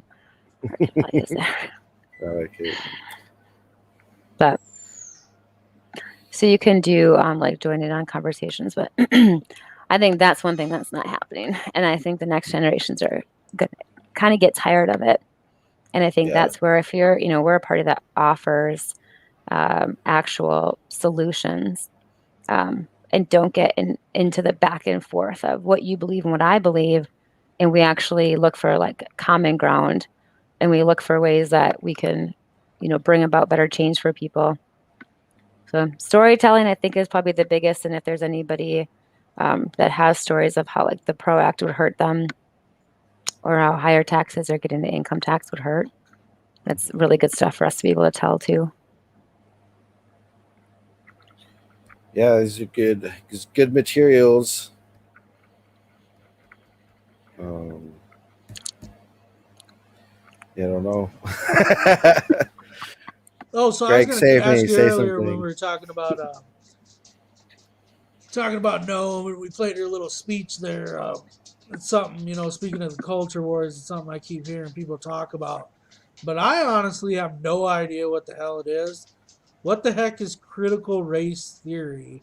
And see, I guess when I was first hearing about it, I thought it was some like BS that conservatives wanted to start teaching. But then I guess it's the opposite. I don't even know what that is. I'm so happy that we're not engaging in that issue whatsoever. So I can tell you, other than I know it's kind of that 1776 plan is a pushback back on it. And where I want to correct, like, I don't think we shouldn't ever be involved in curriculum like that matters, but I think it exposes the issue of education as a whole, is that we're trusting government to teach our kids stuff. So whatever side you're on, that's the big problem. And it should highlight that for everybody. So I just know from the criticism I've heard, and this is, again, my kids are in the public school system, to be fair, so I should know more about. But they talk a lot about, let me turn this off. They talk a lot about basically teaching this theory that you're not, that you're responsible for this, or that the country was built on the backs of slavery, was a big piece, and that's what they're trying to, push back on with kind of Noam's thing in some other states. Well, I guess Devin nailed it on the head. It's like we got 3/5 in the Constitution. It's pretty obvious that the country was founded on racist beliefs. Yeah.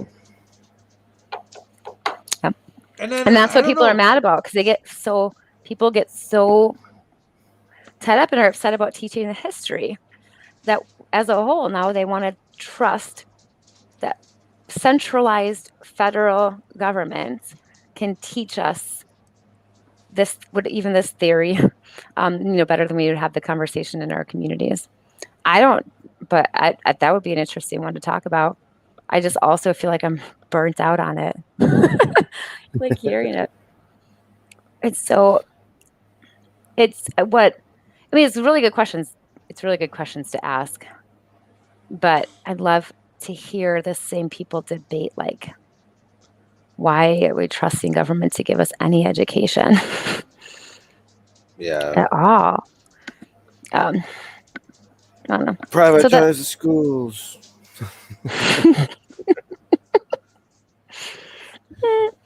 Unionize. So that's a whole other issue, but unions and that too. With PRO Act legislation, you wouldn't be able to choose if you're in a union or not. You would just have to be. Really? So that's another piece crazy. too. Yeah. Just so you'd have to pay like your union dues by force, so it's like a tax kind of. Some unions you have to pay a due every month. Yeah, actually, I believe that they do payroll. Somebody correct me if I'm wrong, but I believe they do payroll deduction for teachers unions in South Dakota. So like, Jesus. that's taking right out of your paycheck. But yeah, there was the Janus Act was all around being able to opt out of unions, and some occupations you couldn't opt out, and that's when we say South Dakota is a right to work state. That's what it means. I always thought that right to work just meant like, that's just your right to be fired whenever for no reason.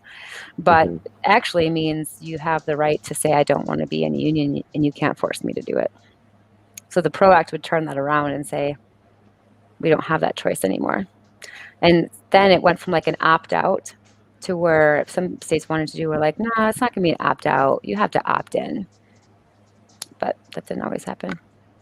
Okay, before we go though, you guys, Freedom Fest, I'm super curious to see, what your plans are. We're obviously going to be there in the AFP capacity, but I'll be popping over in the LP capacity. Oh, nice. Yeah. Tell them we need our booths next to each other. I should. Yeah. I think we're going to do a grassroots training too. So, that would be something to send people to in a breakout. Yeah, so I guess the plan is we're going to try to have a libertarian event.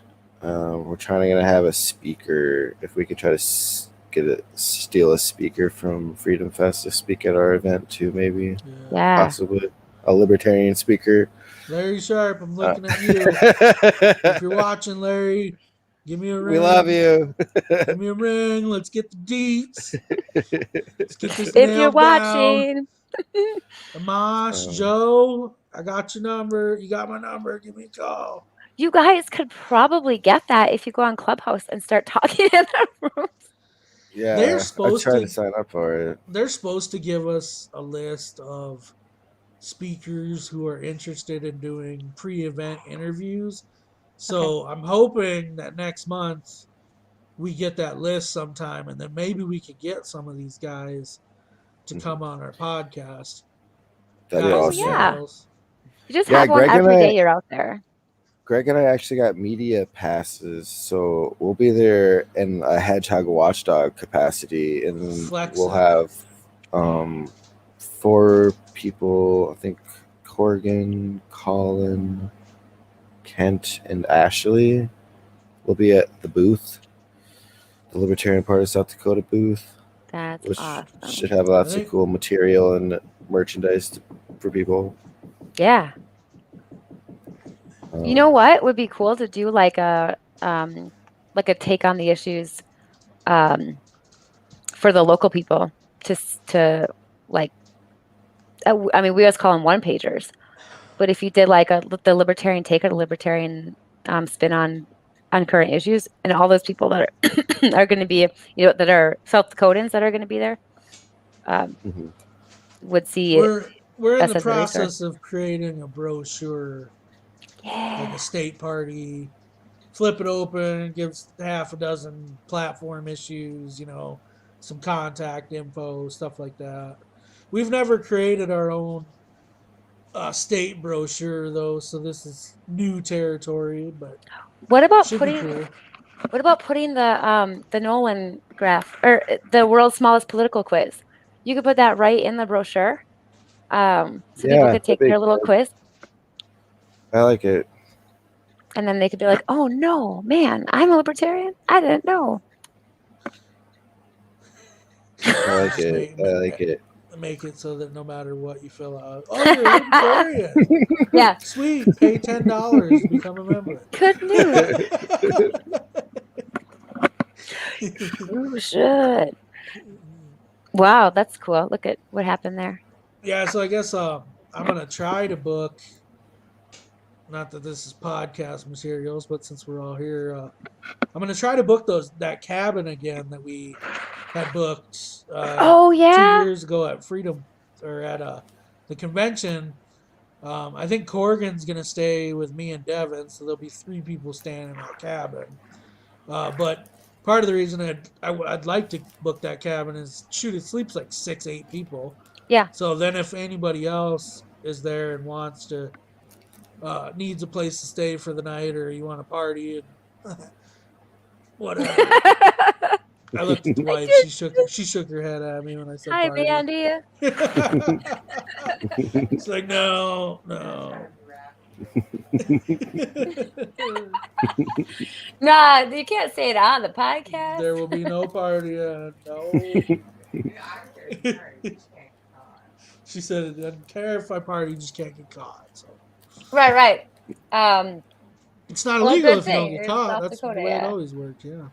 Last year, no, was it whatever year that we did the cabins that year? I camped outside, and I was terrified the whole time because it was like so bad. And it was just me and my little tent out there with metal poles. I have a pop-up. Yeah. I have a pop-up camper, but I thought about trying to take that, but I don't. It's an old one, so there's no AC in it, and it's like I don't know that I really want to. Mid-July, the end of July, Yeah. it's going to be 100 degrees out. Is there AC in the cabin? I think there was. Oh, nice. Yeah, those cabins weren't too luxury. bad. Yeah. It was. That was a nice. I've never seen a cabin with a air conditioner in it before.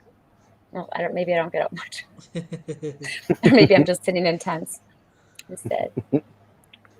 I originally hit up. This is kind of a funny story, but I originally hit up Gideon. I was like, "Hey man, what's the best friend discount on some I've tried that too.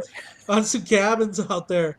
And so he sends me some details on the cabins, and I was like, "Yeah, me and Devin, we're coming out for Freedom Fest for that week, So he sends me the schematics for the cabins and shit, and they're all like one bedroom, or all one bed. I'm like, yeah, I don't think that's gonna work. It's a free exchange. That was terrible. I just have to. Did you say best friend discount? Yeah. You said best. Did you know that Devin, that Greg and Gideon are best friends? Well, I'll use that as a discount for any. I'm offended. I didn't know that either. I feel a little bad because they say you should always pay full price. Muting Greg. Yeah. Here's the thing, I don't need you to tell me that I'm your best friend, but I just didn't even know you had one. Oh. So if I knew you had one, I didn't even know that you could compete for that. And I think I could beat Gideon out. I think Devin. Did we even vote on who Greg's best friend was going to be? Because I don't remember even voting on this issue. Oh, did we do ranked choice voting on that, or did we do regular voting? It was ranked choice. Ranked choice voting is appropriate. I can see how that worked out. Which actually I want. I think I still really like ranked choice voting, but didn't know about this best friend deal. That's actually kind of been a tough sell in our group. We were. I saw that. It's controversial. Colin. We're talking about possibly endorsing that as an issue, and there's a couple people that are on the fence about it. Daryl's not feeling super great on it either, right? I know I saw Colin wasn't, but I saw that, and Daryl's not to call you guys out. I'm so sorry, but I mean, there's legitimate questions. Call out that XCOM. That's what you got to do. What every other state does, they start. Oh, dude, we should do a debate. We should do a debate if we can. Debate. on ranked choice voting. Like have somebody that supports it and someone who doesn't support it debate each other. That's a really we good can idea. be moderators. I don't know. That ain't a bad idea. That'd be If a we good get a idea for a moder- podcast episode. Yeah. Yeah, that's what I'm Yeah. talking about. Yeah. Like on one of these Sundays. We could get somebody to moderate it, and then 2-3 years later, get them to come in as the new communications director for the state party. Oh my God, that's a great plan. Moderators always go for the CD position. 100% of the time in South Dakota, anyway. Yes. Well, Tracy was communications director, and I don't think she did moderating beforehand. But Ooh, I mean, she's the got to exception do to one the rule. now. 50% of the time, it works every time. That's right. Good stuff. I know. Yeah. But yeah, we Yeah. got Alright. coupon codes for Freedom Fest since we're talking about it. I'll throw it up on the screen. Supposed to have next Sunday. I gotta retouch base with her because it's been a couple weeks, but next Sunday we're supposed to have the lady in charge of the Anthem Film Festival on here. Oh, Nice. The Anthem Film Festival runs during or is part of Freedom Fest. And she's supposed to come on and tell us all about all the movies that are going to be premiered or playing out there. Like I said, she's on the schedule, but I got to double check. It's been a couple weeks since we talked, but so that should be next Sunday, hopefully. Mm-hmm. Nice. Yeah, that's great. That code is to get $100 off your Freedom Fest ticket. Freedomfest.com. It's FF21LPSD. It's in Rapid City, July 21st through 24th. Libertarian Party of South Dakota will be there. Hedgehog Watchdog will be there. Lisa will be there with Americans for Prosperity. The National Libertarian Party will be there. Justin Amash, Joe Jorgensen will be there, and the Mises Caucus. I think the Mises Caucus even has a booth there. Everybody's gonna be there. That's pretty. Yeah. Anybody who's anybody is gonna be there. I think Larry Sharp's gonna be there. If you're listening. Yeah, here actually, I'll send you real quick. I got it on my computer. What's kind of fun is AFP we'll be doing the volunteering for it. I thought we were like doing some of the volunteering, like helping out with volunteering. We're like doing all the volunteering with it, which is awesome. I mean, there's gonna be like 50, 60 volunteers. Joe Burmeister is our guy at Rapid City. He's doing a tremendous job. If anybody wants to get involved in that. And then you get a ticket for like the whole thing. So I was talking with the guy that ran it in Nevada, because it was always in Nevada before, and AFP did the volunteering for it then. So I was asking him about it, and he was saying the access is awesome. So I'd imagine it's going to be very similar for you guys, like the media access, because he was saying, just as a volunteer, you had really good access to speakers, you got to take pictures, to have really good conversations with people. So you guys are going to have like that chance too. I think it's going to be pretty good. And then if you guys do something in one of the evenings, let me just keep it clear. We're doing door knocking, I think, around the taxpayer issue beforehand, but then we'll be out there. But I didn't book anywhere yet. Here's all the guests that will be there. Greg got me the graphic. We got Dr. Drew Pinsky, Dr. Joe Jorgensen, Larry Elder, Dave Rubin, J.P. Sears, John Mackey, Ian Here's Ali, Dave Smith. Oh my God. Yeah, you go further these names, Greg. Deidre McCloskey, Justin Amash, Tom Woods. Yeah. I sent you one more too. Okay, here you go. Get this other one up. That one was one I clipped together just because they were libertarians of notable. But they had announced like another dozen speakers. I got an email the other day. It's huge. So they said at 2 months ago they were up there, the same level that they were at completion in Nevada. So they're already way over and above. You got Larry Sharp, Mary Root, Maj Dahor. Yo, Black Guns Matter. I was so excited when I saw all three of those. You guys, if you don't follow Mary Ruhr, I would take a look at it. That book there, Death by Regulation, is, I have not read the book. I've seen stuff around the book.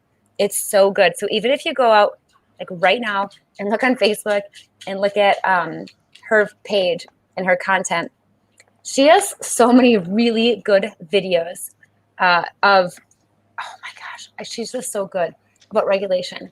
But I can't remember. I think she did a piece on it, or it was fee.org around that one I posted in the Sodak Libertarians group around pharmaceutical companies and all of the different ways that they use regulation, and how a lot of the times the person who is doing like FDA and all the laws around pharmaceuticals also either go into or come out of the pharmaceutical industry.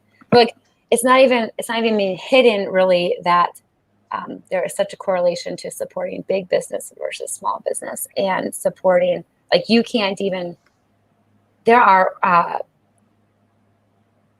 where we have competition in other places, there are medications that people can't really even compete for to have all their alternatives because of all the regulation, and they make it that way. They design it that way. She does such a good job of talking about it. She probably could have said everything and more in the time that I just fumbled through that. She's amazing. Yeah, I know. One of the nice things about the Freedom Fest coming up is because me and Devin went and got media passes. We're gonna cover the libertarian booth a little bit. You know, obviously we'll help out, but we're gonna try to go around and watch and get interviews and record or whatever. But Yeah. we'll try to watch. There's a lot of good speakers, a lot of good stuff going on. So we're gonna try to attend as much of that as possible. Leave the worker bees back at the booth. Sorry, guys. I know Colin, I'm putting him on blast. He's all trying to act like, oh, yeah, well, I'm going to be there one day. It's like, dude, you're going to be there more than one day. And you're going to be covering that booth, buddy. Bring the baby. Just bring the baby with you. Like, we want to see the baby anyway. So. I don't know. These greedy capitalists would probably charge him for the baby. Downfall of society. You're gonna need a baby pass to bring the baby in. A baby pass, yeah. 3/5 a person. You could hide the baby, but like you might see its little feet sticking out at the bottom. Let's argue that it's only 3/5. It's in the Constitution. Mm-hmm. Yep. Nah, it should be fun.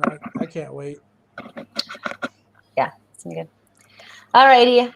Well, thank you guys. I will send you some like links to make some of that more concise, because I do feel like I just kind of rambled through some of it. But yeah, I think biggest questions, I have no answer for the question that I put out there on the culture wars and everything else. But I'd love to hear people's thoughts, because I think there's a lot of the good stuff we could be touching on, and probably take the space that like some of those conservatives used to take, and they're not. And I think people are waiting for someone to say it and hold that public space.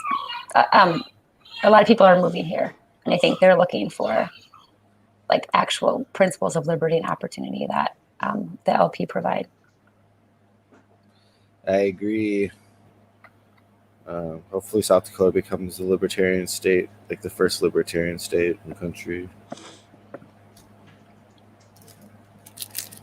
I don't know. It all went downhill. If we could have got Kurt Evans elected in 2018, then on that note, that's the show. Kurt, if you're watching, we missed an opportunity, bud. It was close. What do you think? I mean, I've seen some memes, some stuff where they're like posting and they're like, oh, Billy Sutton, if we'd have just got him elected, he wouldn't have fought the marijuana stuff, and which is probably true, but he never actually came out in support. No, he didn't. Marijuana either. So it's I not thought like, he said things against it. I know he never came out actually supporting it. I think maybe medical, but certainly not recreational. And then I worry too. Like, one of the only good things I think about Noel, she's done pretty much two good things since she's been in office. One was the concealed carry that she passed, and then the other one would be just not shutting down the state. And so I don't know. I don't know. Do you think Billy Sutton would have shut down the state? Yes. Such a good question. Yeah, because we're the only one that didn't. And so much, I mean, some people will say it was about ambitions or whatever, but it's also about like principles of freedom, I think, more than the rest. But yeah, that's a good question. I haven't heard anybody ask it. That would Can't be a believe good the one. Democrats are running candidates that aren't pro-recreational. That's just insanity to me. They're not even Democrats in South Dakota. They're literally just like moderate Republicans, and they're like, because a lot of them don't push any of the Democratic, I don't know, bills that they want. Well, generally, yeah. What's so interesting right now, I think it's fascinating, is that you have that will go on a long commentary. Okay, yes, that's fascinating. The other thing I was going to say, and I wasn't actually, once we started wrapping, I wasn't going to mention it, but yeah, open can of worms. So endless wars is another thing we keep touching on, and that we don't have like the bandwidth right now. So I'm just like looking for whoever wants to take and run with that issue, and to connect. If there's anybody listening, Larry Sharp, whoever, that wants to talk about endless wars. I don't get to as much as I want to right now, just because there's so many other things coming in. But I can connect you with a group called Concerned Veterans for America, and they are one of the leading voices, and they're on the conservative side. I mean, I don't know. They work across the aisle with both of these groups, but they're calling for Congress. I mean, they've been calling for a long time for Congress to say we should make the laws about who declares war, which is an obvious thing to say. But for so long, Congress has had the ability, and they're not doing it. They're not taking the control back to make the laws around immigration and foreign policy and a bunch of other stuff. They want the bureaucrats to do it. They don't want to do it, or they want the president to do it. Like, they don't want the responsibility of making the hard choice that could get them not reelected. And so they're not making it. And for years and years and years, Concerned Veterans for America has been pushing, and their partner with AFP, for the endless wars. And now they're starting to say, you know what, we've done this for so long, they're not going to do it. Like, Congress is moving further and further away from creating the law that they're supposed to create to say one way or the other, just something. They won't do anything. And so they're going now to the state level and saying nullify. Like, my laptop's going to die. They're like, nullify. Don't allow the federal government to push some of these things through. So it's what I think I told Aaron, let's grab lunch or something, but I think it's what Aaron Alward put forward in one of the last bills he had going through, was that we don't have to send our National Guard. I mean, this is like one small space, but we don't have to send our National Guard if we don't agree to it, to go fight somewhere else or to go do anything somewhere else. Yeah. So that's something we might see and could support libertarians wise, is if we could start making some change at the state level where we say, hey, if they're declaring war, we're not going to go along with it. And we can opt out. I'll make you make another prediction. What do you think the odds are we leave Afghanistan in September? Oh. So some people are like, we even put this petition out there, and some people are like, well, they're leaving. Yeah, they already said this. They're leaving in September 11th. They've been saying stuff like that for so long. All they have to do, all you have to do to keep the troops there and keep the money going is on September 10th, there's a catastrophe and we have to stay. Yeah. Like, on September 11th, they'll be like, well, we didn't say wet September 11th. Yeah. Yep. We're like, oh man, we were just about to go, but now we have to stay. Yeah, one of the funniest arguments. Kids, it has to be with kids. There's going to be something. So one of the funniest arguments, Donald Trump had an order, or had signed some order that we were supposed to leave in this month. from Afghanistan, and then Biden extended it till September, Yep. and then everyone ran around acting like this was a great giant victory. Oh, Yeah. we're leaving it. It's like we were supposed to leave this month, Mhm. and one of the excuses was, well, we, for whatever reason, we still got just a few things to tie up here or whatever. Mhm. And it's like, you've been there for 20 fucking years. Mhm. 20 Wow, Greg. Almost the whole F episode without an F-bomb. 20 effing years. Mhm. There's nothing for you to tie up. If you have shit to tie up in the next 4 months that you didn't do in the last 20, then what the hell you been doing over there? I'm so mad we didn't start with this issue because I like this fire from Greg in the beginning. But yeah, it's like The wife told me not to watching. drink the booze before I said by the second hour it should be interesting. Yeah. Well, we're rolling into that one. Hour It 3 is is so going to be true. lit. Yeah. No, I'm just kidding. It is so. Yeah, I see that being celebrated even with the groups we work with. I see it being celebrated, and it is. It's like, but it's almost like you have to. When a politician does something good, you have to go like, yeah, good job, like do that again. And sometimes it feels so trite. Like, why do I have to clap for you because you did the right thing? I guess But for me, I never clap because it's like you didn't do anything. You actually extended it. yeah, You well, yeah, did not bring the troops home as agreed upon in May. And you actually extended it by 4 months. What am I celebrating? yeah, The well, idea that yeah, you're going to bring the troops home? Because you're not. yep, I'll it is. celebrate in September when you're doing it, yeah. Mm-hmm. Yeah. But one No. thing, I mean, I guess I don't want to keep droning, but one thing they talked about when Donald Trump was in office, and I don't remember who the high-ranking official was that said this or did this, but when Donald Trump was in office, he wanted to get all the troops out of Syria, and they Oh ended yeah, I up remember that. Did you lose convincing Greg? Oh. him to keep a couple thousand or a couple hundred. I can't remember the exact number, but he the commander, whoever it was on an interview saying that they lied to the president about how many troops were in Syria because Donald Trump had set a number that's what we need to meet or whatever, and they just lied about it. So, and this is on public record that this guy said that.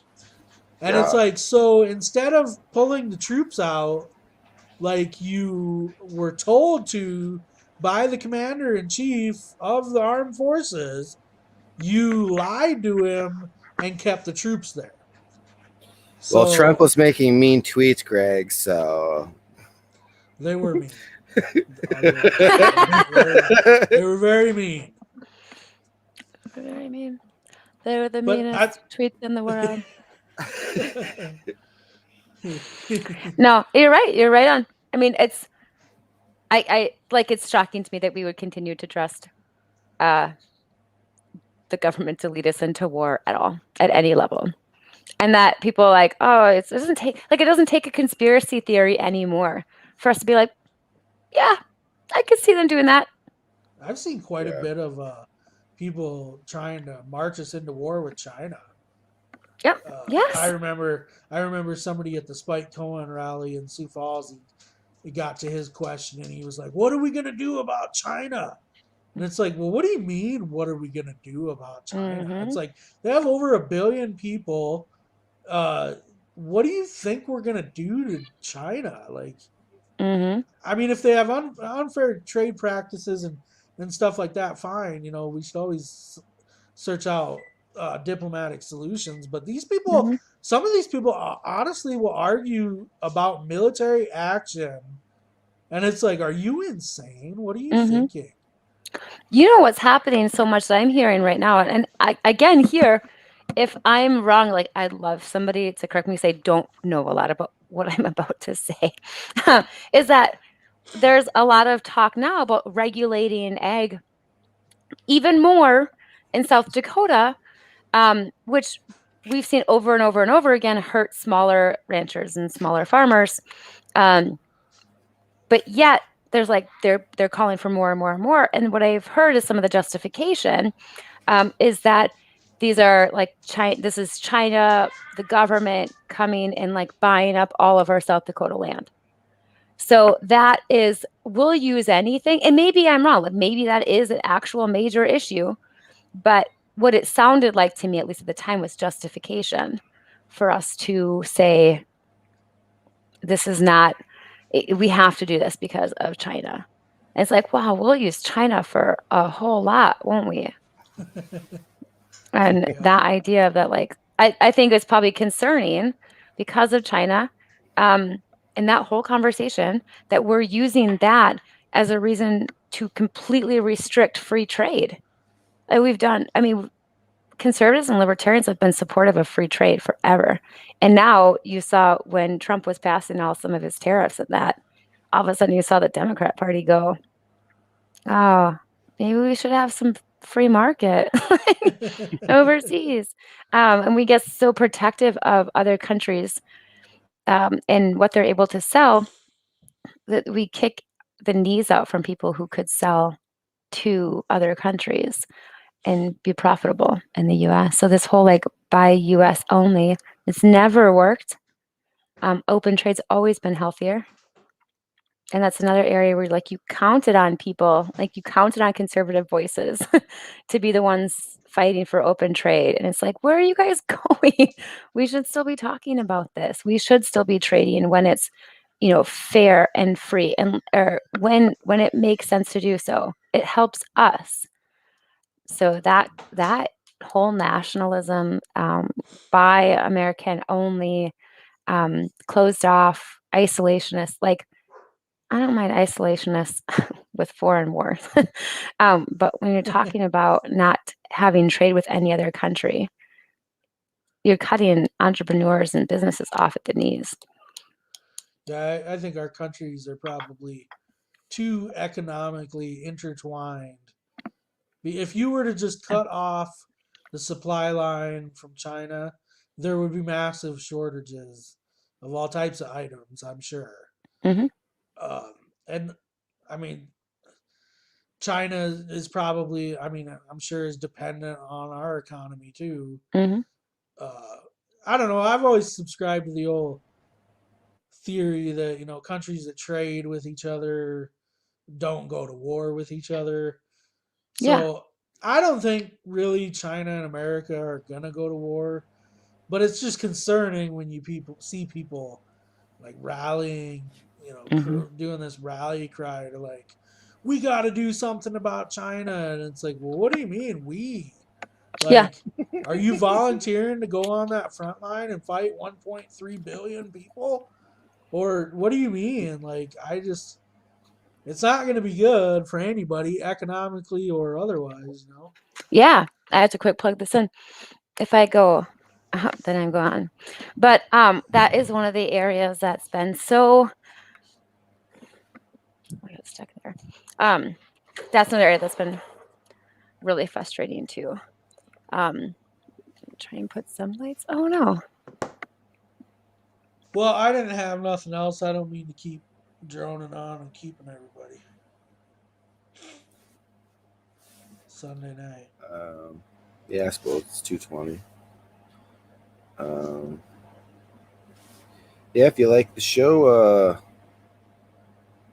like our goddamn YouTube page and our Facebook. Come on now. I know some of you out there have liked it. Like it. Subscribe. We're not out here asking for money, dude, so just give us a like. But if you want to give us some money, go ahead and hit up our website. Buy a shirt from us. Help us That's cover what's helping us. Freedom Fest, yeah. Yeah. Every shirt that's been bought is basically going straight into paying for our Freedom Fest expenses. So appreciate all those, the support there. And yeah, we'll be next Sunday. We have, who's the guest again next Sunday, Greg? Oh, we didn't even give Lisa a proper sign off. Oops. Darn it. Did she just get kicked off because her battery died? Probably. I'm assuming that. It was great to have Lisa Marie Nolen on. Always a pleasure. Who's our guest next Sunday? Without looking at my email, I actually don't know. So my bad. My bad on that one. I'm pretty sure it's the wife of the founder of Freedom Fest. So you can go to freedomfest.com. And they're talking about movies or something, libertarian or liberty movies. She's in charge of the Anthem Film Festival, which is a film festival going on during Freedom Fest. Awesome. So that should be a good show. So yeah, I'll see you guys next Sunday at 7 p.m. Oh, here's Lisa. Let's give Lisa a proper sign off. She's muted. We can't hear you, but we were just saying that it's been a pleasure to have you on, and always good information being put out by Lisa. I could check her out at Americans for Prosperity in South Dakota. Do you have anything else you want to plug before we go, Lisa? I don't know if your audio works. No, I can't hear you. Can't hear you. If you type it out, I'll read it for people, though.